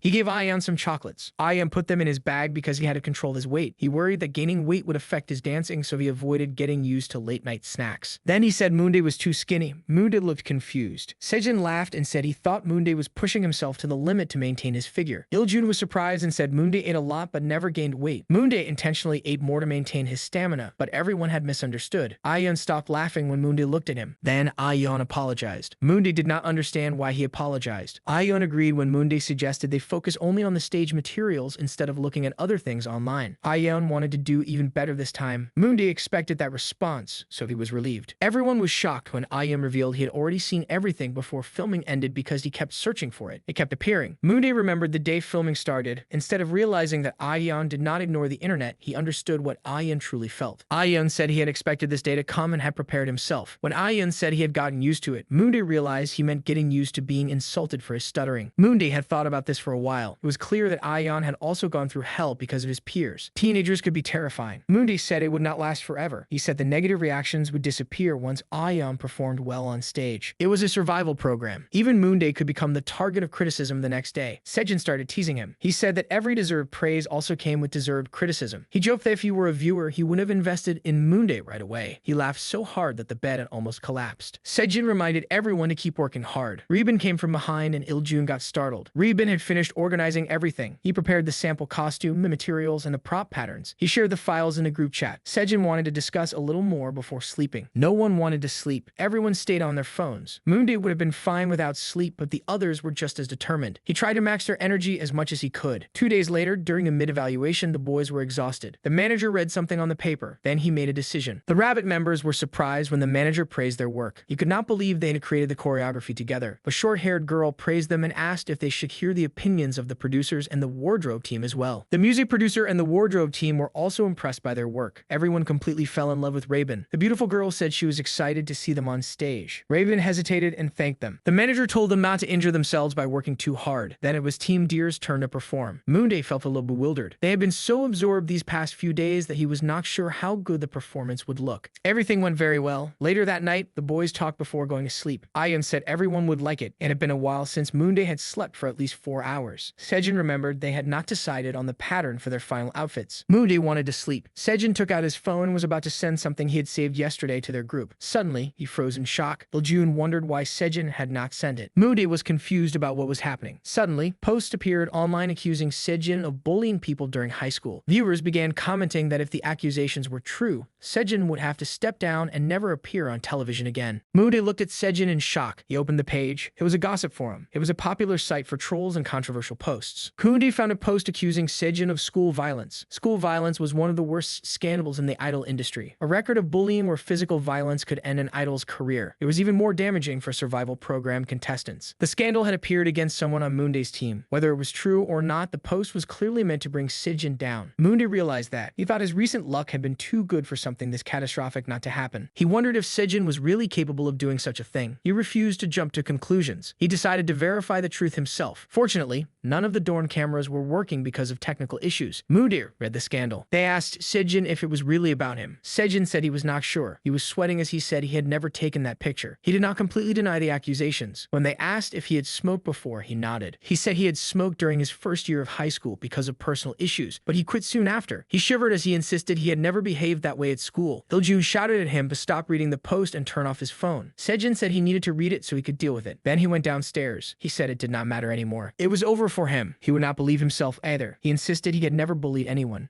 Sejin said everything except the smoking accusation was false. It was not convincing at all. Moonday stayed silent as Sejin said no one would believe him. The victim was brave enough to sabotage him like this. From what Moonday had seen, Sejin was not that stupid. But that was only a theory. Moonday had not known Sejin long enough and people had different sides. Even so, Moonday thought that was unlikely. There was no way to know. Sejin could have been the worst person imaginable to someone. Iljun was shocked when Sejin said he would resign the next day. Aion told him to think carefully because he had worked hard for this. Sejin said that if he stayed, the controversy would only grow bigger. If he kept enduring it, no one knew what else would make the news. He decided to resign for now. Once things settled down, he would explain himself properly. Moonday said that was not a good idea. He pointed out that the person who posted it had written that they hoped everyone would understand Sejin's situation and wanted him to resign voluntarily. Sejin saw no point in arguing about the truth. Talking about it only made him feel worse. Even if he explained himself, he believed nothing would change. Moonday stood up and said it depended on how Sejin explained himself. He walked over and showed Sejin his phone. Sejin looked confused. Moonday said the photo had been edited. The hand holding the cigarette showed slight pixelation. It was obvious that the uploader had lowered the image resolution. Moonday handed the phone to Sejin so he could see it himself. He pointed out that the cigarette was brighter than everything else. It had been edited into the photo and the brightness did not match. The color tone was different too. They asked Moonday if he was sure about it. Sejin kept staring at the pictures. Who would have thought his past experience editing idol photos would become useful? Moonday had edited images down to the pixel, so he recognized the signs. When Sejin tried to explain himself, Moonday told him to wait. Some of Sejin's fans had already noticed that the photo was edited. They were not denying it because far more people hated Sejin than believed him at that moment. Someone like Sejin, who was not constantly online, probably would not know this. The internet was far more toxic than most people realized. Sejin needed to find the original photo first. If he posted a clarification with the original image, no one could argue against it. Moonday thought it was risky to rely on outside help. Since the person had confidently posted the edited image, very few people probably had the original. channel. When Moonday asked if Sejin usually saved photos that others took of him, Sejin nodded. Moonday suggested searching through photos from large events and gatherings. Iljun wondered what Moonday had done before becoming a trainee. Moonday told Sejin to check group photos because someone might have cropped and zoomed in on him. Everyone wanted to help Sejin. Sejin agreed. At 1 a.m., they finally found a ledkal. 10 minutes earlier, they discovered that Sejin had a lot of friends. They realized he had lived a fun life. A photo appeared, and Sejin said it was taken when he ran for school president in grade 11. Raven suddenly pointed at something. It was the same photo as the edited one. When they zoomed in on the photoshopped image, they confirmed it matched. Sejin did not expect anyone to use that photo. Moonday wondered if they should have checked photos from that time from the beginning. Sejin felt relieved because the original was still in his photo album. Finding it was enough for Moonday. Iljun told Sejin to ask his company to release a rebuttal immediately. Sejin said his company was Happy Friend. It was known for being slow to respond, and anyone familiar with the industry could tell right away. Moonday noticed that more than an hour had passed since the post went up, but Sejin's company had not contacted him once. If it had been a large and fast-moving company, they would have contacted Sejin and handled the situation by now. Sejin said he joined the company because it let him release albums freely. Since Sejin had many friends, Ayon suggested asking them to post the original photo. A few of them would gladly upload it if Sejin asked. Moonday refused and told Sejin to inform the production crew instead. If Sejin handled it himself, there would be a record linking him to it. Sejin still felt it would be better to do it himself. Everyone stared at him with wide eyes. Sejin only wanted them to get some rest. Iljun did not want to leave him alone in that situation. However, if they did not sleep, they would suffer the next day. After that,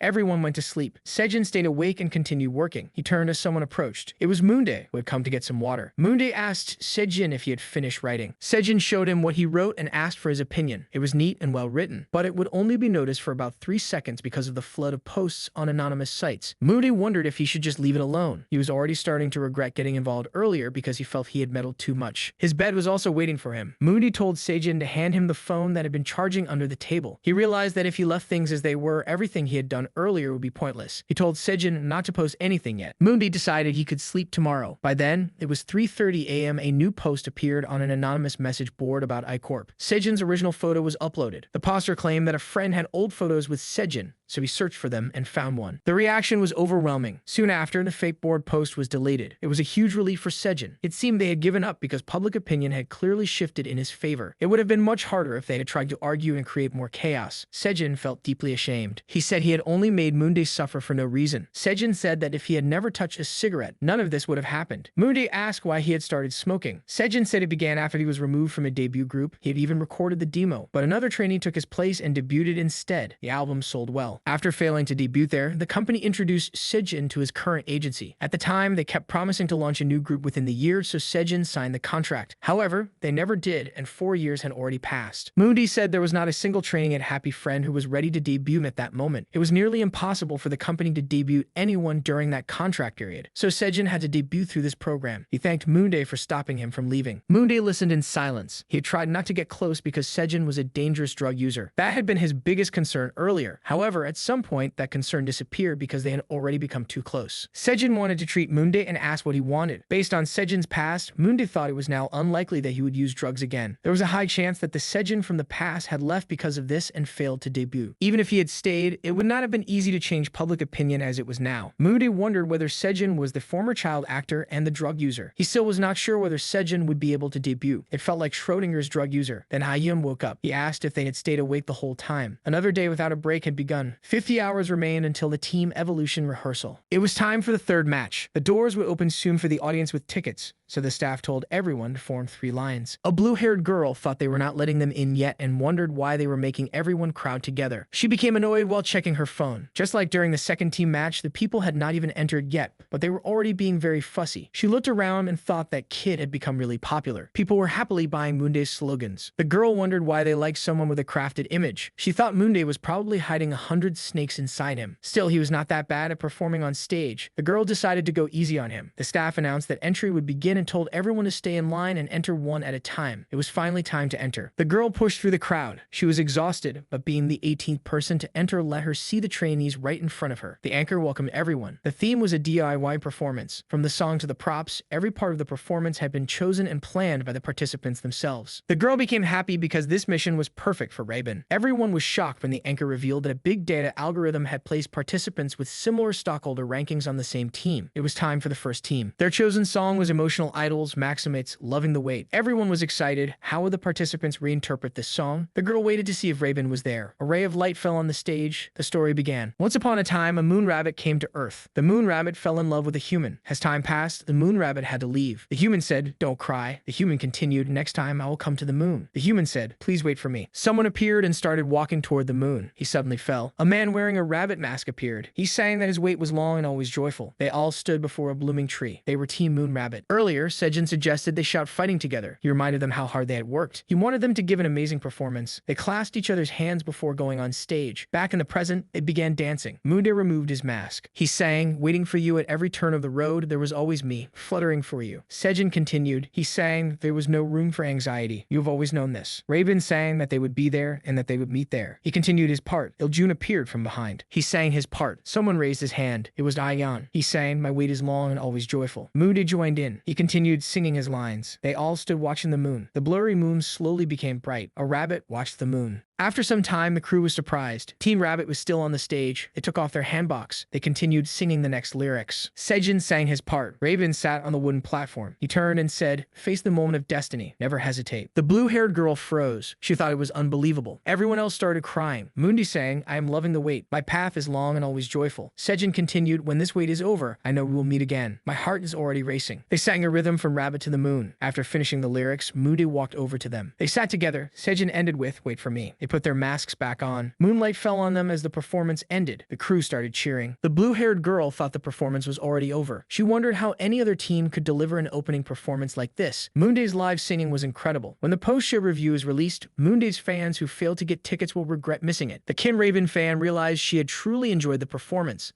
After some time, Sejin thanked everyone. Many people looked emotional, and some started crying. Their stage ended successfully. Moonday understood their feelings. If he were really 20 years old, he would have been crying too. Iljun asked how Moonday had not shed a single tear. Iljun joked that Moonday was an NIS agent. Raybin and Hyun smiled. Moonday noticed that everyone's mood had relaxed. They knew they had done their best. They held hands and took a selfie together. Currently, they already knew how well the other teams had performed during the mid-evaluation and rehearsals. Unless someone suddenly awakened a hidden talent, they should win this round. All that remained was Chunwoo's team. They started with a pitiful member. Anyone who had done group assignments could not help but feel sorry for Chunwoo. Moonday thought it was impressive that he showed up on stage at all. However, Chunwoo's team did not become a disaster. Yujin grabbed someone's face while singing that they were not going to die, and that there had to be an answer in this place. Team Rabbit was impressed by Yujin's performance. To Moonday, Yujin seemed mentally absent offstage, but he became a different person on stage. Yujin carried the weaker parts of the performance. It was expected. It was probably because of Yujin's attribute. Moonday thought their team was better overall, but the problem was that they had performed first. No matter how good their performance was, time would weaken the audience's impression. After that, Team Rabbit and Team Huskies were announced as the nominees for first place.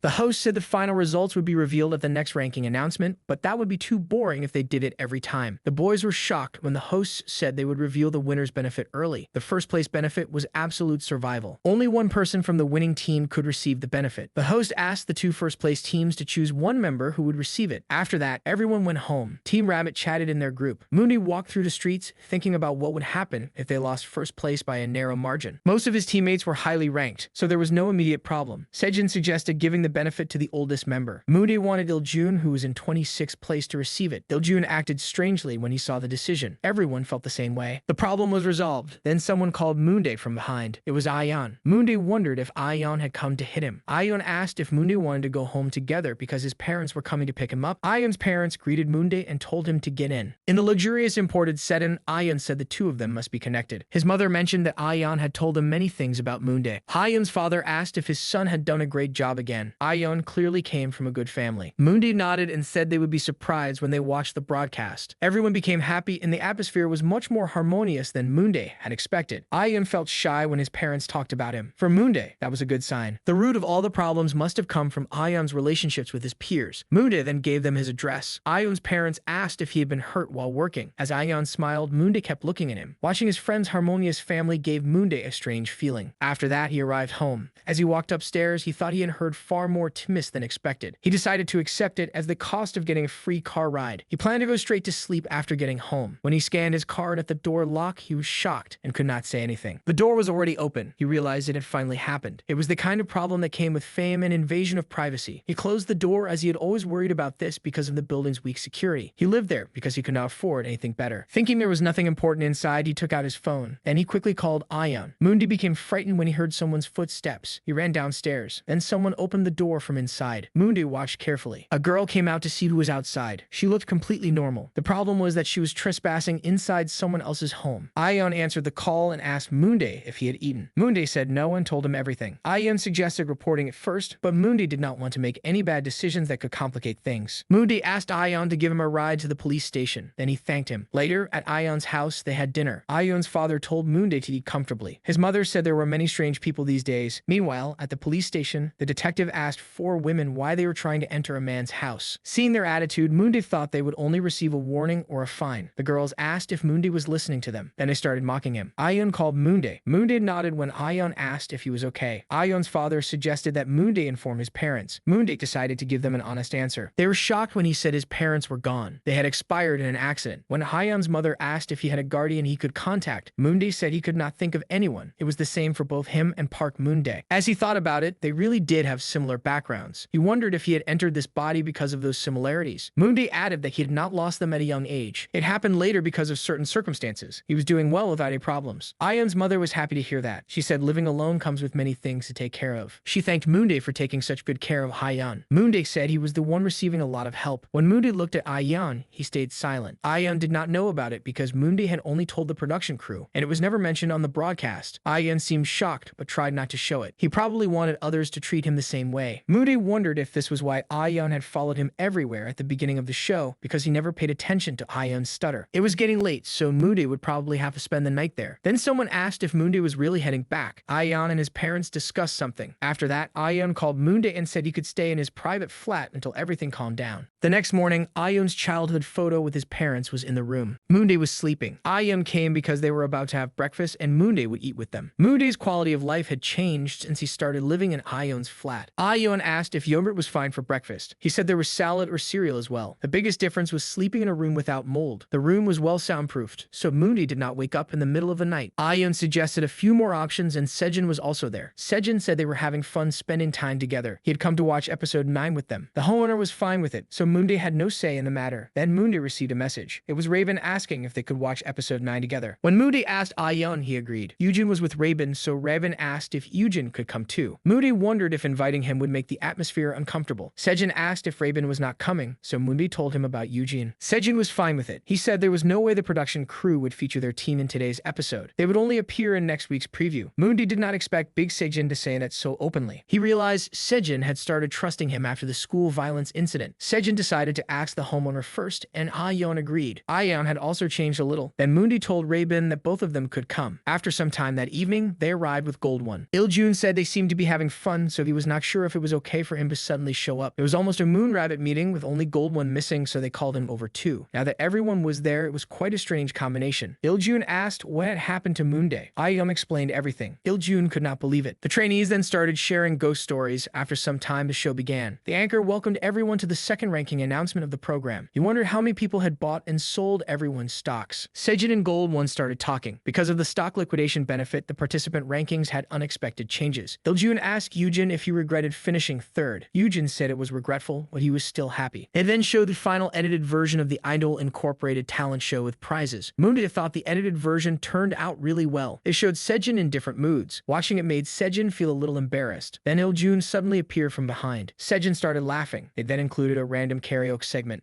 Hearing the unfamiliar rhythm, the participants became confused. Sejin was completely lost. No one expected a trot song to appear in Idol Incorporated. Then Moon-dae grabbed the mic. Il-jun laughed because Moon-dae looks so serious. Then he started singing. He completely dominated the stage. The production team asked Moon-dae if he liked trot. He nodded. In reality, that clip came from an interview where they had asked if Moon-dae liked his team. Sejin congratulated Moon-dae and said he seemed like a really nice guy. Moon-dae then hit him on the back. Moon-dae still had not received the kimchi refrigerator. However, that was not the only annoying thing. Wonjul told Hyung that he could do at least this much. He added that they were not asking for something impossible. Being able to do something and wanting to do it were two completely different things. Wonjul said it was time for them to showcase their ability abilities. He asked what was so hard about adding a soliloquy in the middle. Hyung said he did not know why he had to do it. It had nothing to do with the performance and he would have to do it alone. The members wanted him to give it a try so he would not regret it later. Hyung told them to stop already. They then asked Hyung if he knew why they were asking him to do it. The mood became more and more serious. Chungwoo arrived and asked what was happening. Then the show went on a break. The production crew showed Teen Huskies falling apart as a whole. Chungwoo asked his Hyung where he was going. Participant Lee Sejin suddenly left the practice room. As he walked out, he said he did not want this. He raised his voice. Chungwoo ran after him. While watching, Yoojin fell silent. Moondae saw him drinking coffee. The question was whether Teen Huskies could successfully complete the program. Sejin confidently said they would finish it. Yoojin paid attention when Ayin said they did well. Then Yoojin smiled warmly. Yoojin was becoming addicted to the sugar rush. Moondae did not want to believe it happened because he gave Yoojin a chocolate bar. A woman woke up as her body regained its energy. It seemed the episode only showed the team's preparation that week. Moondae was annoyed because Team Moonrabbit received almost no screen time. Since they were the first team to perform, he thought they would at least appear near the end. Then the anchor asked if everyone enjoyed watching the show. Team Rabbit said no. Everyone was confused when the anchor said he had a report before the third ranking announcement. It showed the current stock standings. Raven said they would not reveal everything so easily. He thought they would only announce a few rankings. Then the anchor said they would only reveal the contestants whose stocks had decreased. Everyone was shocked. The contestant with the biggest drop was Choi Wongal. It was obvious. For him, it was practically over. Unless something unexpected happened, he would likely be eliminated in the next ranking announcement. The real problem was second place. It was Ayan. This was probably caused by the public opinion after the last ranking announcement. At least the public had started to sympathize with his situation compared to the previous week. When the performance aired, there was a high chance that public opinion would change. The fourth place was Big Sejin. It seemed he received most of his stock liquidation on the night his controversy broke out. Since it was handled immediately, he might have gained even more people buying his stock. The mood was a mess. Moondae thought that if anyone ever asked him to watch a live episode together again, he would cut ties with them. Sejin said everything would change once their team's performance was aired. He was trying to lighten the mood. Then Raven suddenly realized something. He said they performed well, so they would receive a lot of minus votes. Sejin reminded him those were minus votes. Raven explained that minus votes usually increase in proportion to the votes they gain. Ayan felt relieved after hearing that. They decided not to worry too much about it. When Moondae checked his phone, he saw that he was ranked 8th. It was hard to predict what would happen. He'd only hoped his ranking would not decline. His screen time in the episode was limited to the talent show. With the final team match approaching, he would not have the advantage of being shown in a funny way. He knew that being criticized without looking desperate was one of the biggest disadvantages in a survival program. In the broadcast, there were more scenes of Moondae being funny than of him looking desperate. The boys were about to leave. Ayon waved goodbye. Moondae had not joined Idol Incorporated, believing this was his only chance to debut. If Moondae had to continue his idol activities, he would rather do them with people he felt comfortable with. Thinking that he might not make it into that team, he felt a sense of loss. Sejin asked what Moondae was thinking about. Then they returned to their homes. Moondae realized that feeling had changed him a lot. That night, he thought this episode had no major influence on him. It was as expected because he only received meaningless screen time. Then Moondae read some cute comments about himself. He found it unbelievable. He blushed and thought he would be finished if he could not become an idol. Overall, the situation was good. Moondae could see that people had expectations for him and felt confident he had done well in this performance too. He thought there were more outstanding participants than him in Team Moonrabbit. Moondae believed he was the most desperate person on the show. He did not think anyone else would die if they failed to debut. He closed his eyes and decided he should be satisfied with maintaining his position. 1 week later, it turned out that Moondae had been getting ahead of himself with those regretful thoughts. Everyone was confused about who the tearful Yoojin was talking to. Park Moondae's anonymous fan community eagerly anticipated Team Moonrabbit's performance. They waited nearly 40 minutes for Moondae to appear on screen. Unlike the other teams, Team Moonrabbit showed a close and harmonious relationship, which reassured the viewers. It finished their performance perfectly, just as everyone expected. However, unlike the explosive response to the performance itself, the reactions to each individual member were lukewarm. The team was likely supposed to include Big Sejin's school violence rumors, but due to technical issues, all the cameras were removed that day. In the end, the production crew could only use Team Moonrabbit's rivalry with Team Huskies to make the episode more interesting. Wangdal said that the last time Gan Hyung were on the same team, he could not keep up with most of the choreography. That was why he wanted to add the monologue to make up for it. However, Wangdal was surprised that Hyung reacted so sensitively. Jungkin asked if he had a victim complex. Lee Sejin said he was forcing it on him. Chungwoo said he would also talk to the other teammates. Chungwoo told Hyung not to worry and asked him to return to practice. Then Lee Sejin came back and their practice resumed. In comparison, Team Moonrabbit's situation was edited to make them seem more harmonious than they actually were. For example, the footage of Team Moonrabbit lying exhausted after intense practice was edited to look like they were simply relaxing together because they were close. After the performance, the production crew also edited out the scene where every team member except Park Moondae was crying. They did not want the team to appear too earnest. Park Moondae's expectation that he would not get much screen time was correct. However, it was not only Park Moondae. His entire team was being treated the same way. As the fans reactions began to settle, Park Moon-dae appeared on screen again. The scene showed Yoojin approaching Moon-dae. Then Moon-dae gave Yoojin some chocolate. The fans' reactions exploded. Yoojin said that Moon-dae had helped him. He also said that Moon-dae kept giving him food. The fans liked it. They were friendly with each other. After that, Yoojin said he really wanted to debut. He said the most important thing right now was practicing. He decided to give it his all. Heesung could not believe it. Moon-dae felt conflicted. It was as if Yoojin had become full of himself. It seemed the production crew had decided to give Yoojin the development narrative for this episode. Park Moon-dae, who appeared again, filled the role of the healer in that narrative. It was good that the edits showed Moon-dae recovering from his earlier funny image on the show. Moon-dae needed the image Yoojin received to show that he was earnest. It was an impression built through personal growth and sincerity. But only the final match was left. Until now, Park Moon-dae had only been used as a variable to make the broadcast more entertaining. The production crew had no reason to give Park Moon-dae a narrative. Moon-dae fell asleep while thinking. Then he suddenly remembered it was the third team match. There was no harm in trying first. Moon-dae thought it would depend on how he was edited, but he still wanted to give it his best. Ayeon was worried about Moon-dae's serious attitude. He thought he should ask him over braised chicken. Time passed, and the filming day came again. The participants gathered in the waiting room. The first filming had been in winter, but before Moon-dae realized it, it was almost May. He no longer felt unfamiliar with his body. Sejin looked at Moon-dae in confusion. He said Moon-dae had grown taller. He added that Moon-dae had also become more muscular. Over the past few months, Moon-dae had grown taller and gained more muscle. The changes were not significant, but his body was becoming more like his previous one. Moon-dae said it was his first time noticing it as well. Youngrin then greeted them. Sejin and Gold One started doing strange moves. A staff member announced that filming would begin soon and collected everyone's phones. Moon-dae decided to turn off his phone. Just then, a message appeared. He learned that the original singer was satisfied with his performance of the Trot song. When Moon-dae saw the singer's page, he suddenly realized something. It was a photo he had taken at a festival years ago. At that time, it had not been selling well, so he had uploaded it to a fan site as a courtesy. Moon-dae realized that he had existed in this world after all. Ryu Gunwoo did not exist in this world. That was the conclusion Gunwoo reached after trying to track down his body on the first day after waking up in the park in Moon-dae's body. Gunwoo's body did not exist yet. The pictures he had taken were still there. During Evaluator Youngrin's flop era, there was a fancam of her completing a performance in the rain. Out of all the fancams Moon-dae had taken, this one was the most popular. Moon-dae kept looking at the phone, then he found the video of that performance. It was not on Moon-dae's account. He had deleted his previous account when he started preparing for the PSAT. If he could not become an idol, he would die. Moon-dae wondered if he was being punished because he used to sell idol fancams and photos.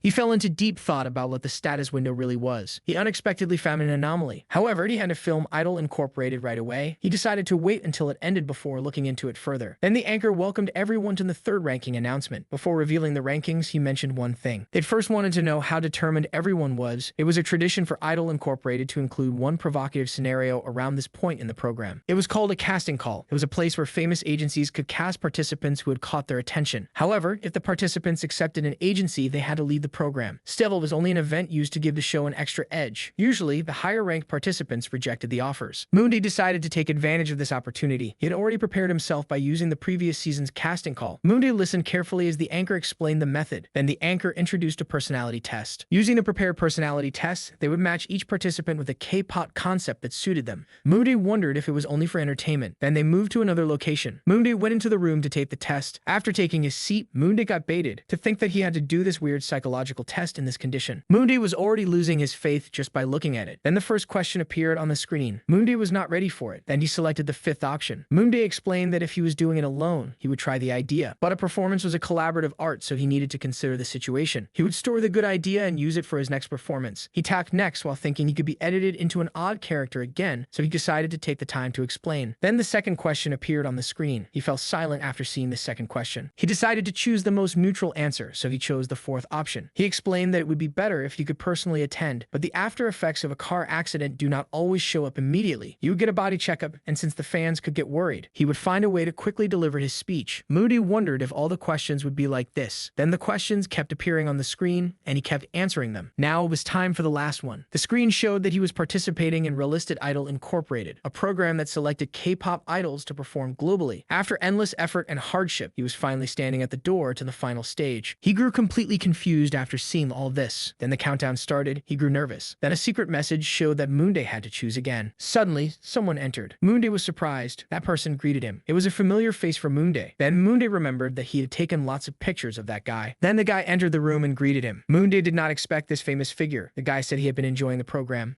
He extended his hand for a handshake. Moon-dae thanked him and wondered how VTIC had managed to appear on the program. He was confused about whether they were getting an exclusive reality program on net. The most important thing for Moonday was to be careful with his words. The guy was VTIC's leader. Moonday did not know his real name. He was one of the group's most popular members. He was a skilled dancer, so his fan cams sold well. Then the guy introduced himself as Changrio. Moonday introduced himself in return, though he was not sure he was pleased at all. He regretted not acting more flustered earlier. He had been so shocked that he forgot to react. Changrio said Moonday was as composed as he was on the show. Hearing that surprised Moonday even more. Changrio laughed while Moonday remained frozen in shock. The reason Changrio had come to meet the participants that day was to deliver a casting call for Moonday from Lidi, the agency behind VTIC. Moonday had expected this to some extent. That was why he could not help but wonder if the production crew had gone crazy. With Letty's brand name, this was a tempting offer even for the top-ranking participants. A member of VTIC had come in person to make the offer. It would not have been strange if a top-ranking participant left the show. This offer was not given to every participant. Changrio said that, among all the participants who answered, Park Moonday's response was the most similar to those Manhwa criticals.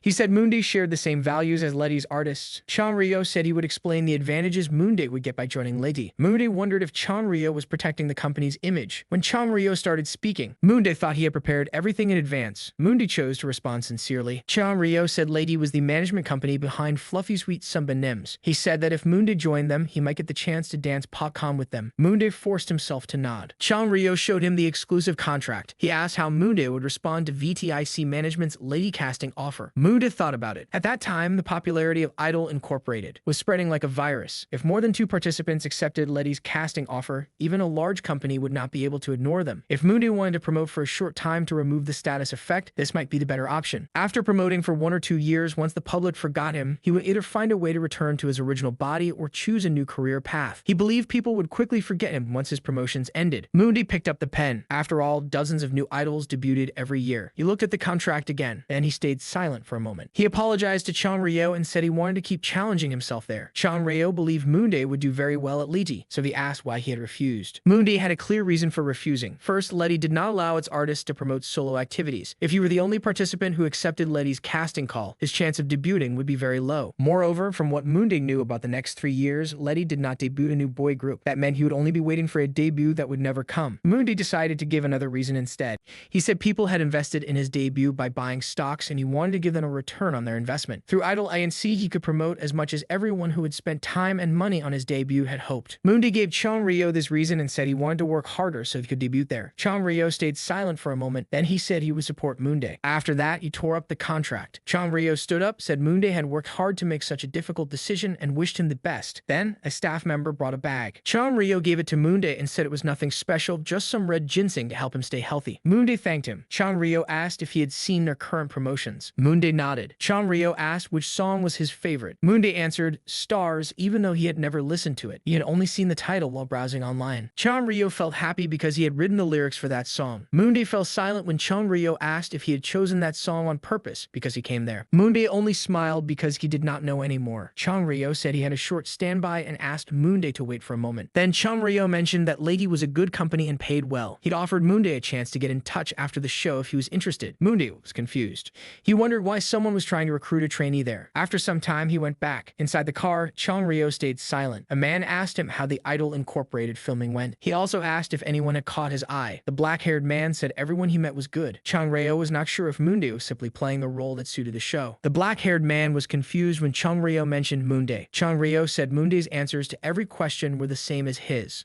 He thought that once Moonday believed the questions were over, he had simply chosen the most neutral answers because he was aware of the camera. He thought it would be nice to have someone like him on the team, someone who would not be influenced by other people or unrealistic idols, a person more suited for an office than show business. Another man asked if his personality was the same as Changrio's. He said, then he must be very cold. Changrio stayed silent and they continued talking. The blonde-haired man said he would like to have someone like Changrio as a leader. Changrio thanked him. There was no reason for VTIC to care about the next rookie group, even if they had a team for that. Once they debuted, everyone would become their competitors. The structure of the universe and the space-time travel of the parallel universe. 30 contestants prepared for the casting call. Those who accepted offers from agencies would have to leave Idol Incorporated. Moonday returned to the room. Raven asked which agency made him an offer. When Moonday said Lidi, Raven revealed he also received an offer from Lidi, delivered personally by Sunban Nim. Raven then told Moonday the whole story. Chungwoo entered after they finished talking. He said he received an offer from Wonder Hall. Since all the agencies were good, Moonday expected a few participants to leave. Ayeon also received an offer. He still rejected it. He wanted to stay until the end because accepting the offer meant they could not debut together. Ayeon valued his first positive friendship with someone his age. More participants chose to stay in Idol Incorporated than Moonday expected. Sejin arrived and said it was a shame about the Letty offer. He then hugged Ayan and Moonday from behind. Moonday was surprised when Sejin said he should have gone there. Sejin admitted he felt some regret. They asked whether it would be better for Sejin to debut with the trainees he had trained with before. If he debuted through Idol Incorporated, his contract would transfer from his current agency to a net branch agency. Sejin had a harder time deciding than Moonday expected. Moonday believed the agency was only appealing to Sejin's emotions without offering any real benefits, so he saw no reason for Sejin to return. Sejin joked that he had to debut through this program. In the end, only one of the 30 participants left the program. After a 10-minute break, the ranking announcement began. Wongo quickly changed sides after seeing the reactions to the latest episode. Sejin quietly spoke to Moonday. He said Lee Sejin had been very conflicted during the casting call because he originally came from an acting agency. After that, filming began. The anchor welcomed everyone who had survived in the third ranking announcement.